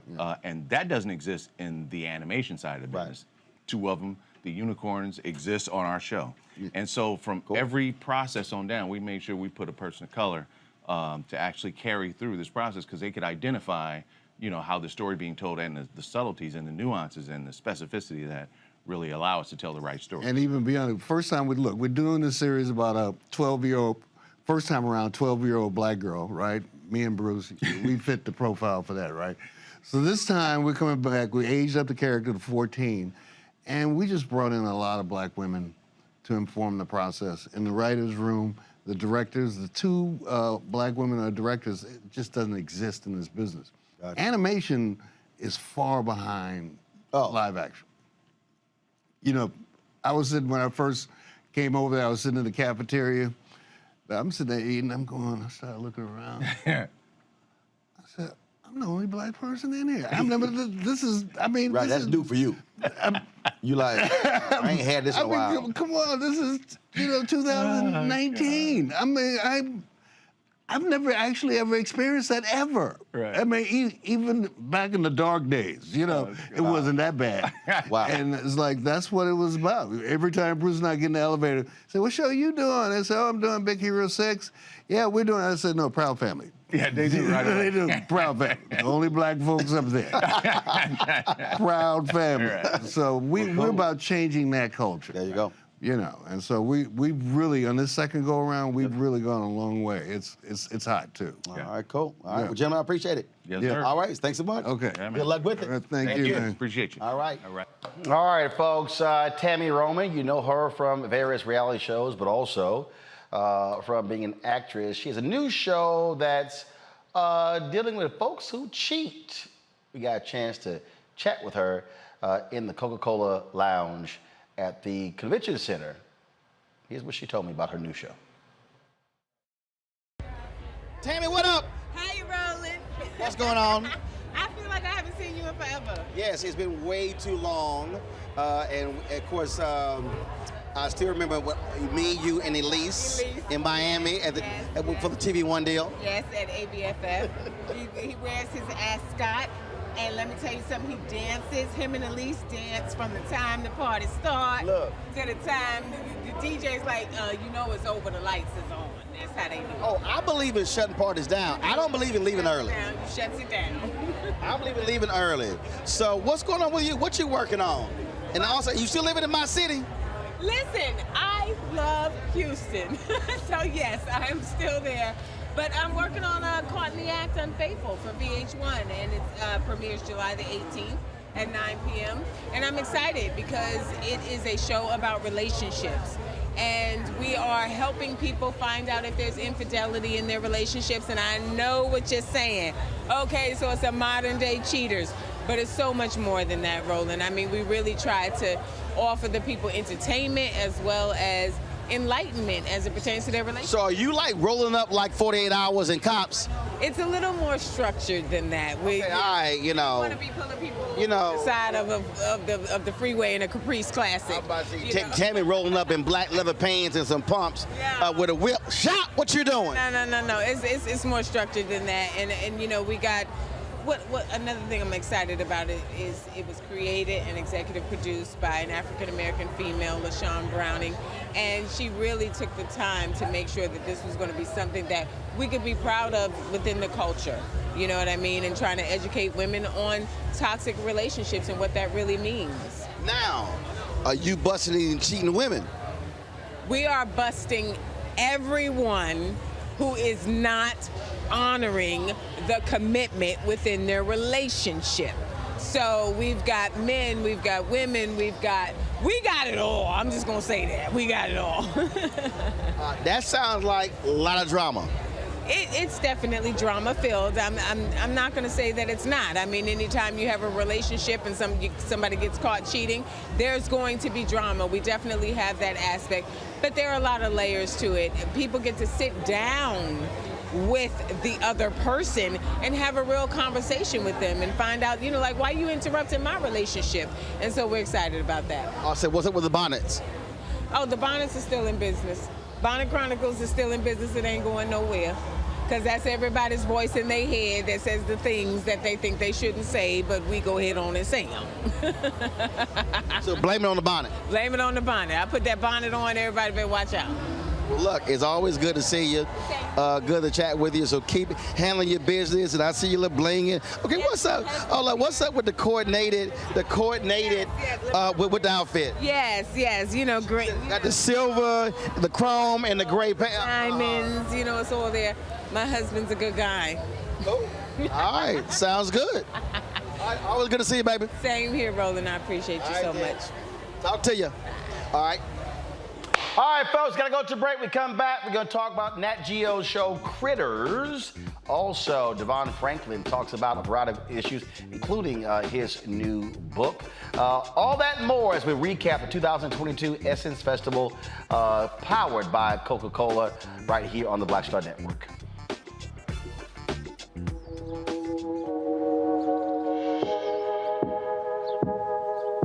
Hold fast to dreams. For if dreams die, life is a broken-winged bird that cannot fly. Hold fast to dreams. For when dreams go, life is a barren field, frozen with snow. Lots of oranges, half the sugar, 1,000% delicious. That's simple math. Say yes to simple. Made the simple way. With real lemon juice, 75% less sugar, and Say yes to simple.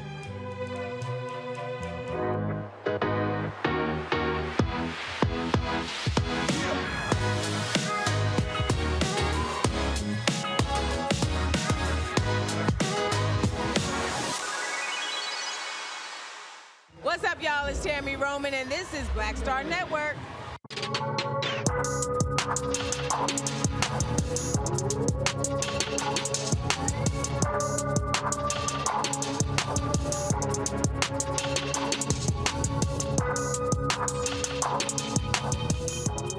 All right, y'all, I don't have any animals at home, but a lot of y'all do, and there's a Nat Geo show called Critter Fixers.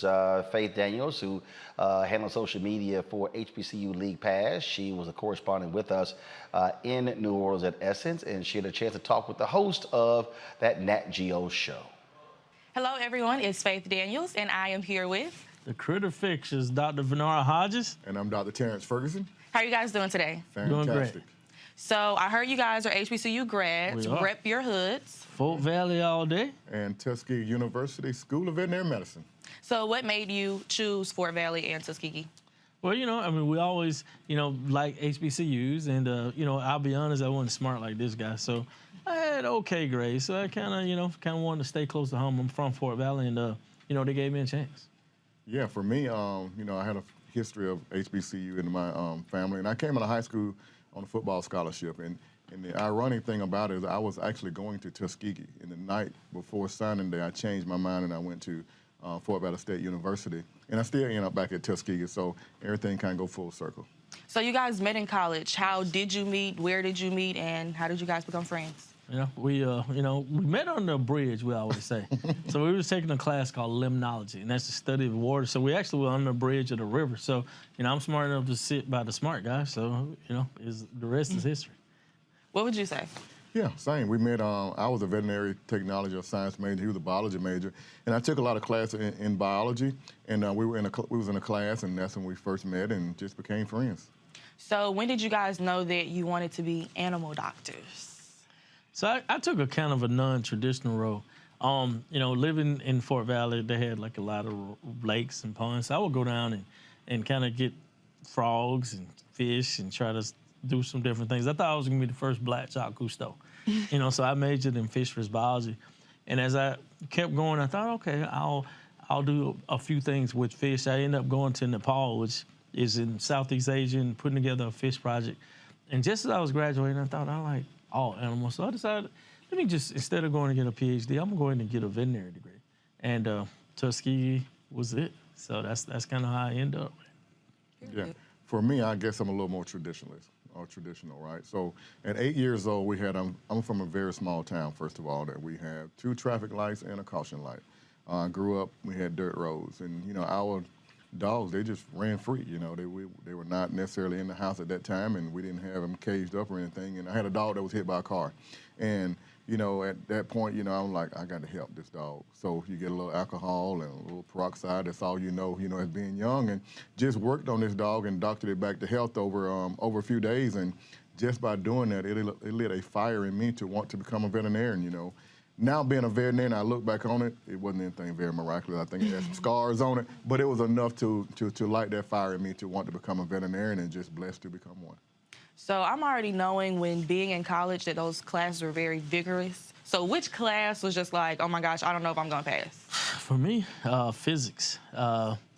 Physics, I almost walked out the door on that one. I was like, look, I just need to get through that. It was tough, but, I knew I would just, want to live my dream. So I just pushed through.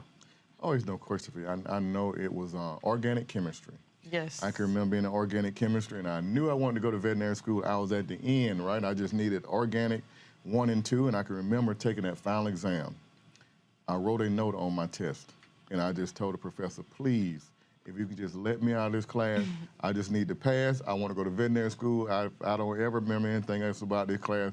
That'll be fine, but please, fingers crossed, toes crossed. And I got out, so that was good. So I don't know if the note helped or I passed. I'm not sure which one, but I'm here today. I'm here today, though, so that's all that counts. Was it a C, a B? Oh, I was just trying to see my way through. Okay, period. C's get degrees. There you go. That's right. No doubt.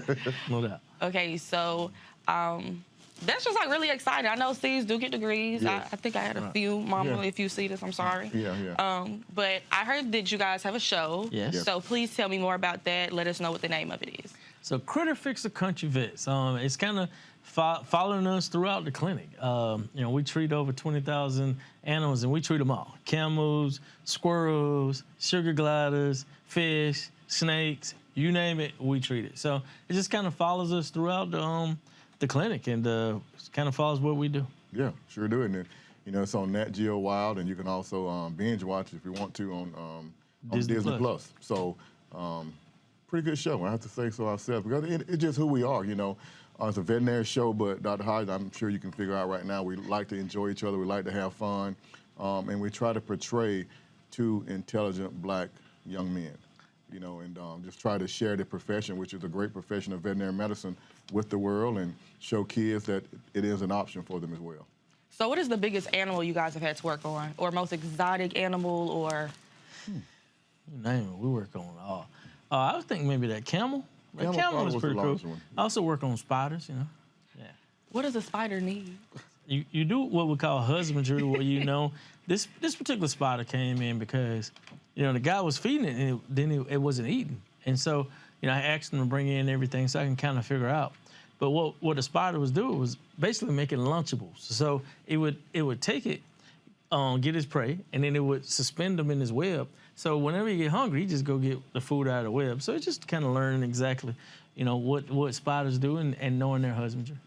So we talked about earlier, there's only 2% of African Americans who are veterinarians. Right. What are you guys planning to do to increase that number?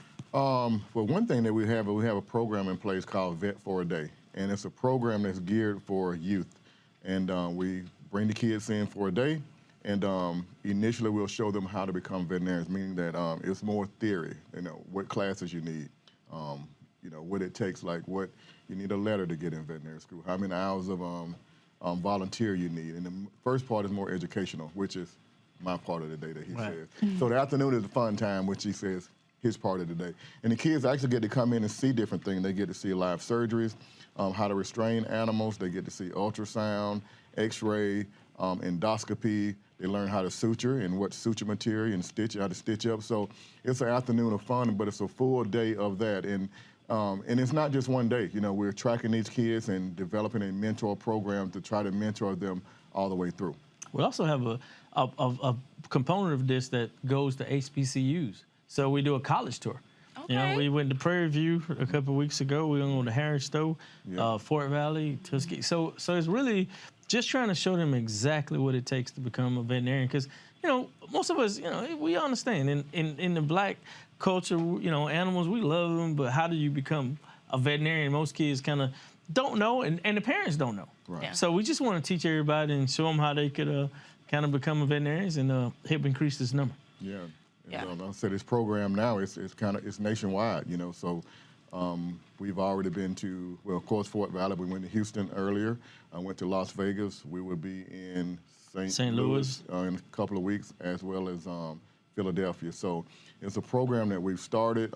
Now it's getting national attention, and we hope just to roll this thing out all over the country even more as the years come on. And remember, everything is free for the kids. Right, so we've everything. What's the age range? 12 to 15, and they can go to CF Vet for a Day, and they can sign up. And if they're in the city, everything's free: book bags, stethoscopes. So we've leveraged the drug companies who with that partnership that they're taking care of everything.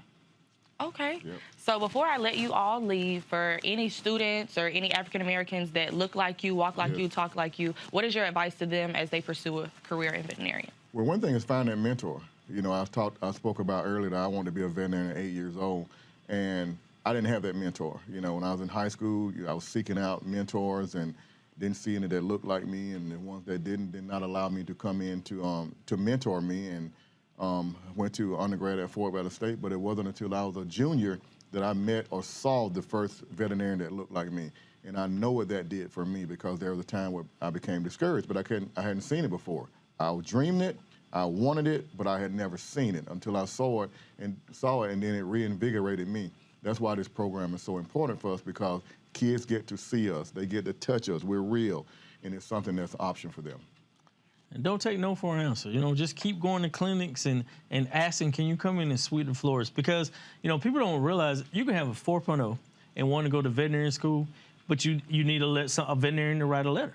So, if you don't have this letter, it might, your letter might necessarily get you in, but it definitely would keep you out. So get that experience. Just don't, keep knocking on doors. I don't care what color they are. I say, hey, I just want to come in and clean cages. Just don't take no for an answer. Okay. Thank you guys so much, and I will definitely be tuning in to you guys' show on Disney Plus, period. Thank you guys. We appreciate you having us. Thank you.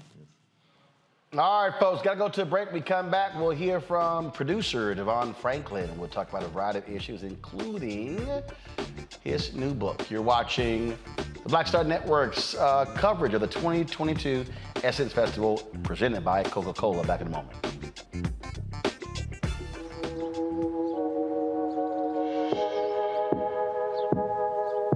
Hold fast to dreams. For if dreams die, life is a broken-winged bird that cannot fly. Hold fast to dreams. For when dreams go, life is a barren field, frozen with snow. Lots of oranges, half the sugar, 1,000% delicious. That's simple math. Say yes to simple. made the simple way. With real lemon juice, 75% less sugar, and say yes to simple.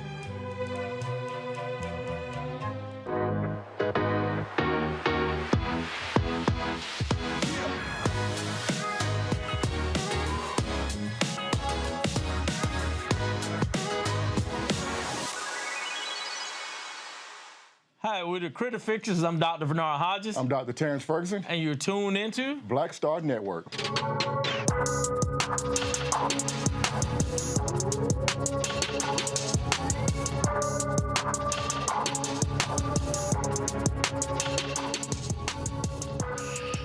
All right, fam, Devon Franklin, he has produced movies, been a movie studio exec. He's also a pastor. We got a chance to catch up at our Broadcast Central location, the Roosevelt Hotel in New Orleans, where the Coca-Cola family, where they were headquartered. It's a great conversation. Hope you absolutely enjoy it and learn something from it, including we talk about preaching and how we prepare for sermons. My conversation with preacher, author, exec, Devon Franklin. All right, Devon, so we're here at Essence Fest, and this is, so first of all, how many have you been to before? Oh, man, probably 4 to 5. This might be my 5th one. Okay. Over the course of about 10 years. Okay, got it. And so what do you find to be most unique, interesting about coming here? You know, it brings together so many people of different walks of life. I mean, you know, from politics to religion to entertainment, to social work to education. I mean, literally, like all of these different avenues of Black life converge on the conference. And so it's always fascinating to come across different people who have a totally different experience than I may have professionally, but we have the same shared experience because of our background. Now, how often do you either walk the convention floor or walk through the Superdome? You know what? I did both during this trip. So I went to the Superdome last night, and it was cool because Black folks, I mean, nothing but love, right? Nothing but love. Like, hey, how you doing? I mean, nobody giving you mean mugs, nothing. Everybody was just like happy to be there. See, I try to tell the celebrities at the Superdome, leave a section. Yeah, and go get the people. And literally So I literally, at least twice a night, I like to go all the way to the back. Sometimes I'll actually go up to another level. Yeah. And just for the sole purpose of the experience. And also, it is and for all y'all religious people out there, don't freak out. I'm not comparing myself to Jesus right now, but I always say this, that the beauty of the story of the woman with the blood problem is not that she was healed, but that Jesus was accessible for her to touch the hem of his garment.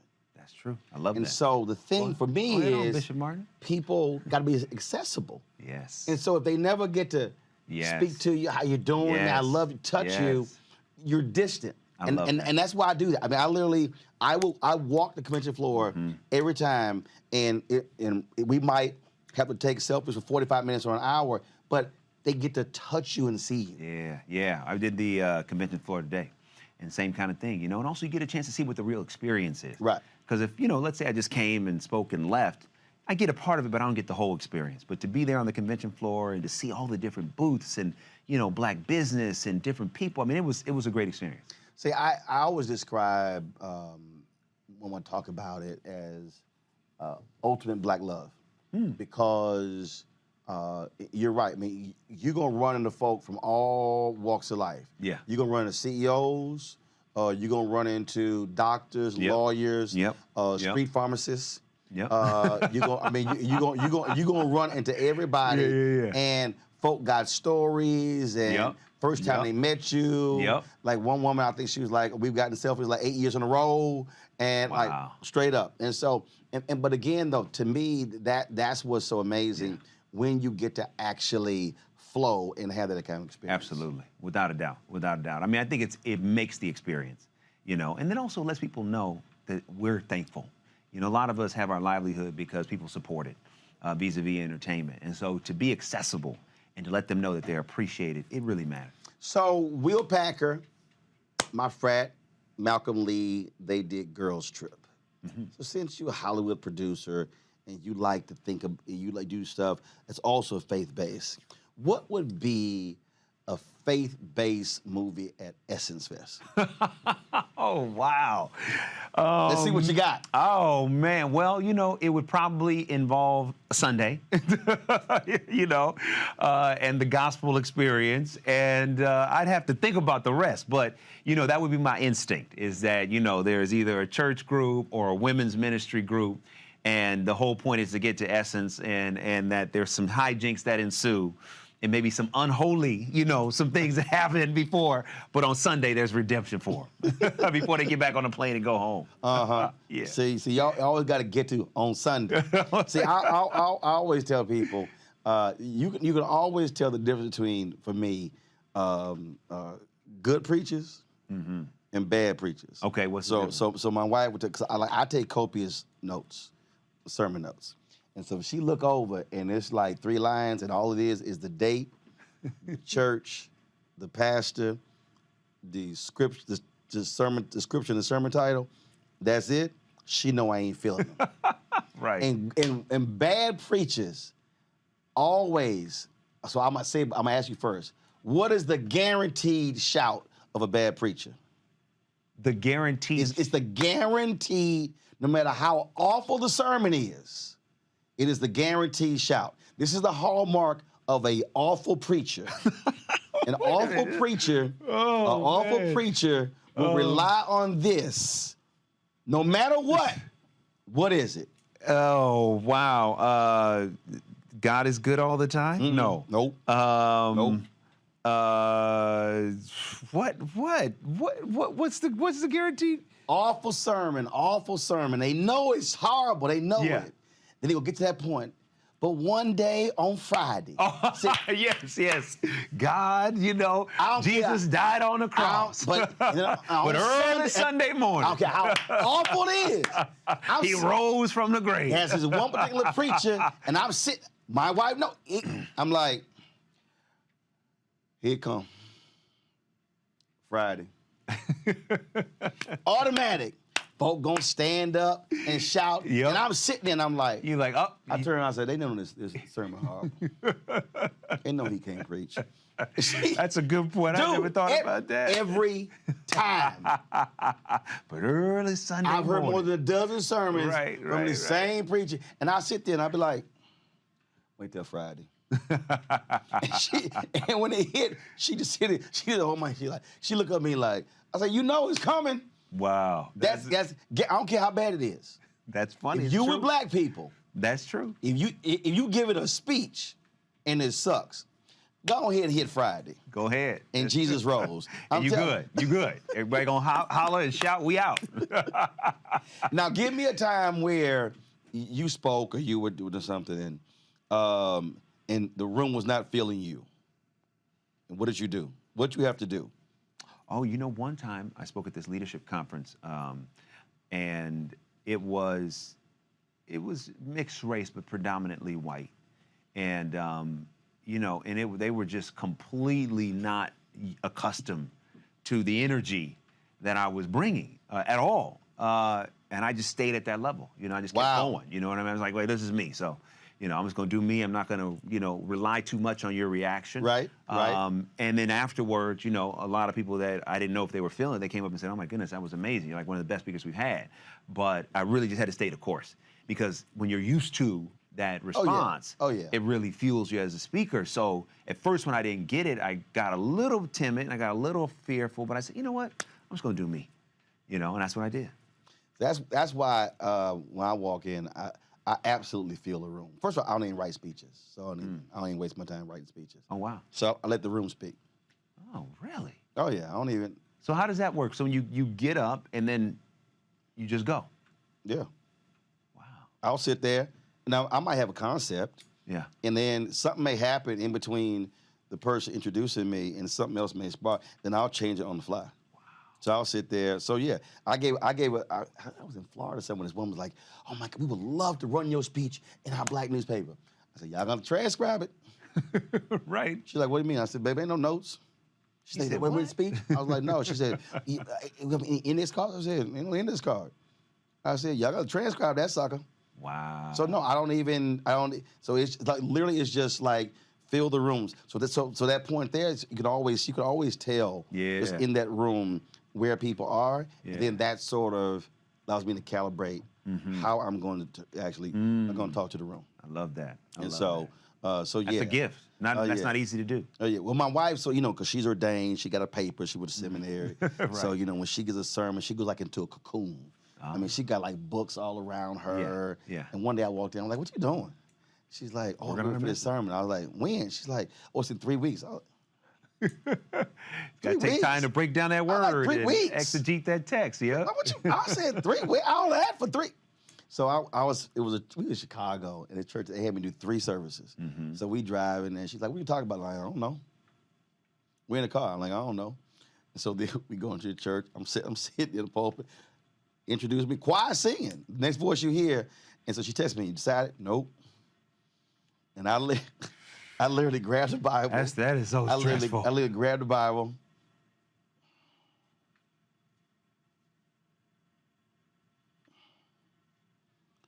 Scripture, took half of it, came with the title, closed it, and then went up. No, you did. So I did. And so you ask her. And did you end up with on Friday night? No, I ain't do that. I've never done that. And so when the church is over, she was like, "So you're just gonna sit there and just do that?" I was like, "Don't hate the gift." Don't hate the I gift. can't stand you. Right. I said, "Don't hate the gift." No, my I said, "You can't be a preacher hating the gift." Wow. I mean, that's stressful. That's stressful. No, I don't even. For I need to. Anytime I'm speaking, doesn't matter what it is, I've got to do an outline and have a framework. And then, of course, there's moments for being extemporaneous. But for most part, I like to know. Here's the gist. Even if they give me the theme, I probably won't use it. I'll go. It'll take me somewhere else. Right. Take me somewhere else. So literally, it's just like I'll sit there and let the room speak to me. Wow, man. Well, it hasn't failed you yet. Huh? No, I like it works. It works. So you just roll with it. What's that dream project? What's that thing you really want to do that you have not done? The project I've been working on probably the longest at this point is Kirk Franklin's biopic. I'm producing that, and and that's a story. It's a story. It's a great story, and I've been working on that. Not the one now. How he got how he got there. Yes, absolutely. So I've been working on that, man, like 8 years. Wow. Yeah. So that's the one that at the moment I'm just really, really passionate about getting it over the hump. And we have a new script and, still making some tweaks here and there, but that's the one. Well, who you gonna find that short to play him? You ain't right. But see, because Kirk makes jokes about his own height, like he would laugh at that. Come on. We all know each other, baby gap. We want to find that's right. That's what he said. That's exactly what he says. We'll want to find an unknown. We're going to do a whole nationwide, worldwide search to find who's going to play Kirk Franklin. Somebody who has that charisma, who's obviously, height appropriate, and can also do the music. See, the thing, what I love about, or what I often talk about, whether it's Kirk, whether it's Bishop Jakes, that I love dealing with people. People love to revel and talk about where they are now, but nobody wants to deal with Jakes when he was digging ditches. And my deal is you can't talk about the Jakes now unless you deal with that. Right. And I think that's also what's important about Kirk's story. Absolutely. And very few people, just recently he performed in Memphis because he's on tour with Maverick City. Yep. And he talked about that 26 years ago in Memphis, he fell off the stage, went into a coma, almost died. Yep. And so a lot of people didn't even know that story. Yep. So the idea that there he is back on that same stage 26 years later, and look what God is doing. Wow, that is awesome. No, Kirk is a good brother. Yeah. And he will bless you. Yes. Not the bless y'all thinking about. Kirk's he's still black. Yes, he is. From the hood. So we were talking, I was like, okay, Kirk, when Jesus gonna show up? No, Kirk's a real dude. He's a real dude, As that video, you see the video at the BET Awards when he was talking to LaMel Plummer with Zeus? And they posted all they were like, oh, Kirk's an intense conversation with LaMel Plummer, and so he's holding his hand the whole time, and he's got the hand on the shoulder. Of Lemmy. So he's Lemmy, doing. Oh, okay, right. got it. So we all know what that move is. Yeah, yeah. And so I had to text him. I was like, yeah. I said, I bet you got. I said, well, I said, you have some holy oil laying hands. I had to mess with him on that one. What did he say? He sent me the prayer signal back. So he did that. So okay. So I asked you to play with Kirk. Okay, now I got one for you. Okay, so this is my final question for you. Who would you want to play you? In the movie of my life, I'd have to go with my brother Trey Byers. Everybody say we look alike.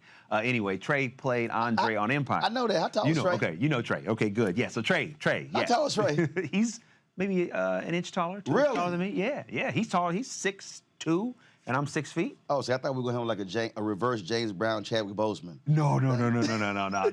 Trey's so he'd be the one. That would be pretty cool. All right. Next thing you got coming out that we need to be aware of, we need to be supporting. Yeah, I got a new book out right now with Audible. It's called It Takes a Woman. It's an audio-only book. It's basically about the women in my family. It's like my memoir. I talk about how my father died and how I, was raised by my mother, my grandmother's 7 sisters, and how that 7 sisters? 7 sisters, yes. You got beat a lot. But you know what? Only by my mother. Really? They never did. Wow. Never did. Yeah. No, only my mother. My mother was quick. My dad beat everybody. Oh, really? Oh, yeah. I got whooped once by my uncle, one of my great aunts' husband.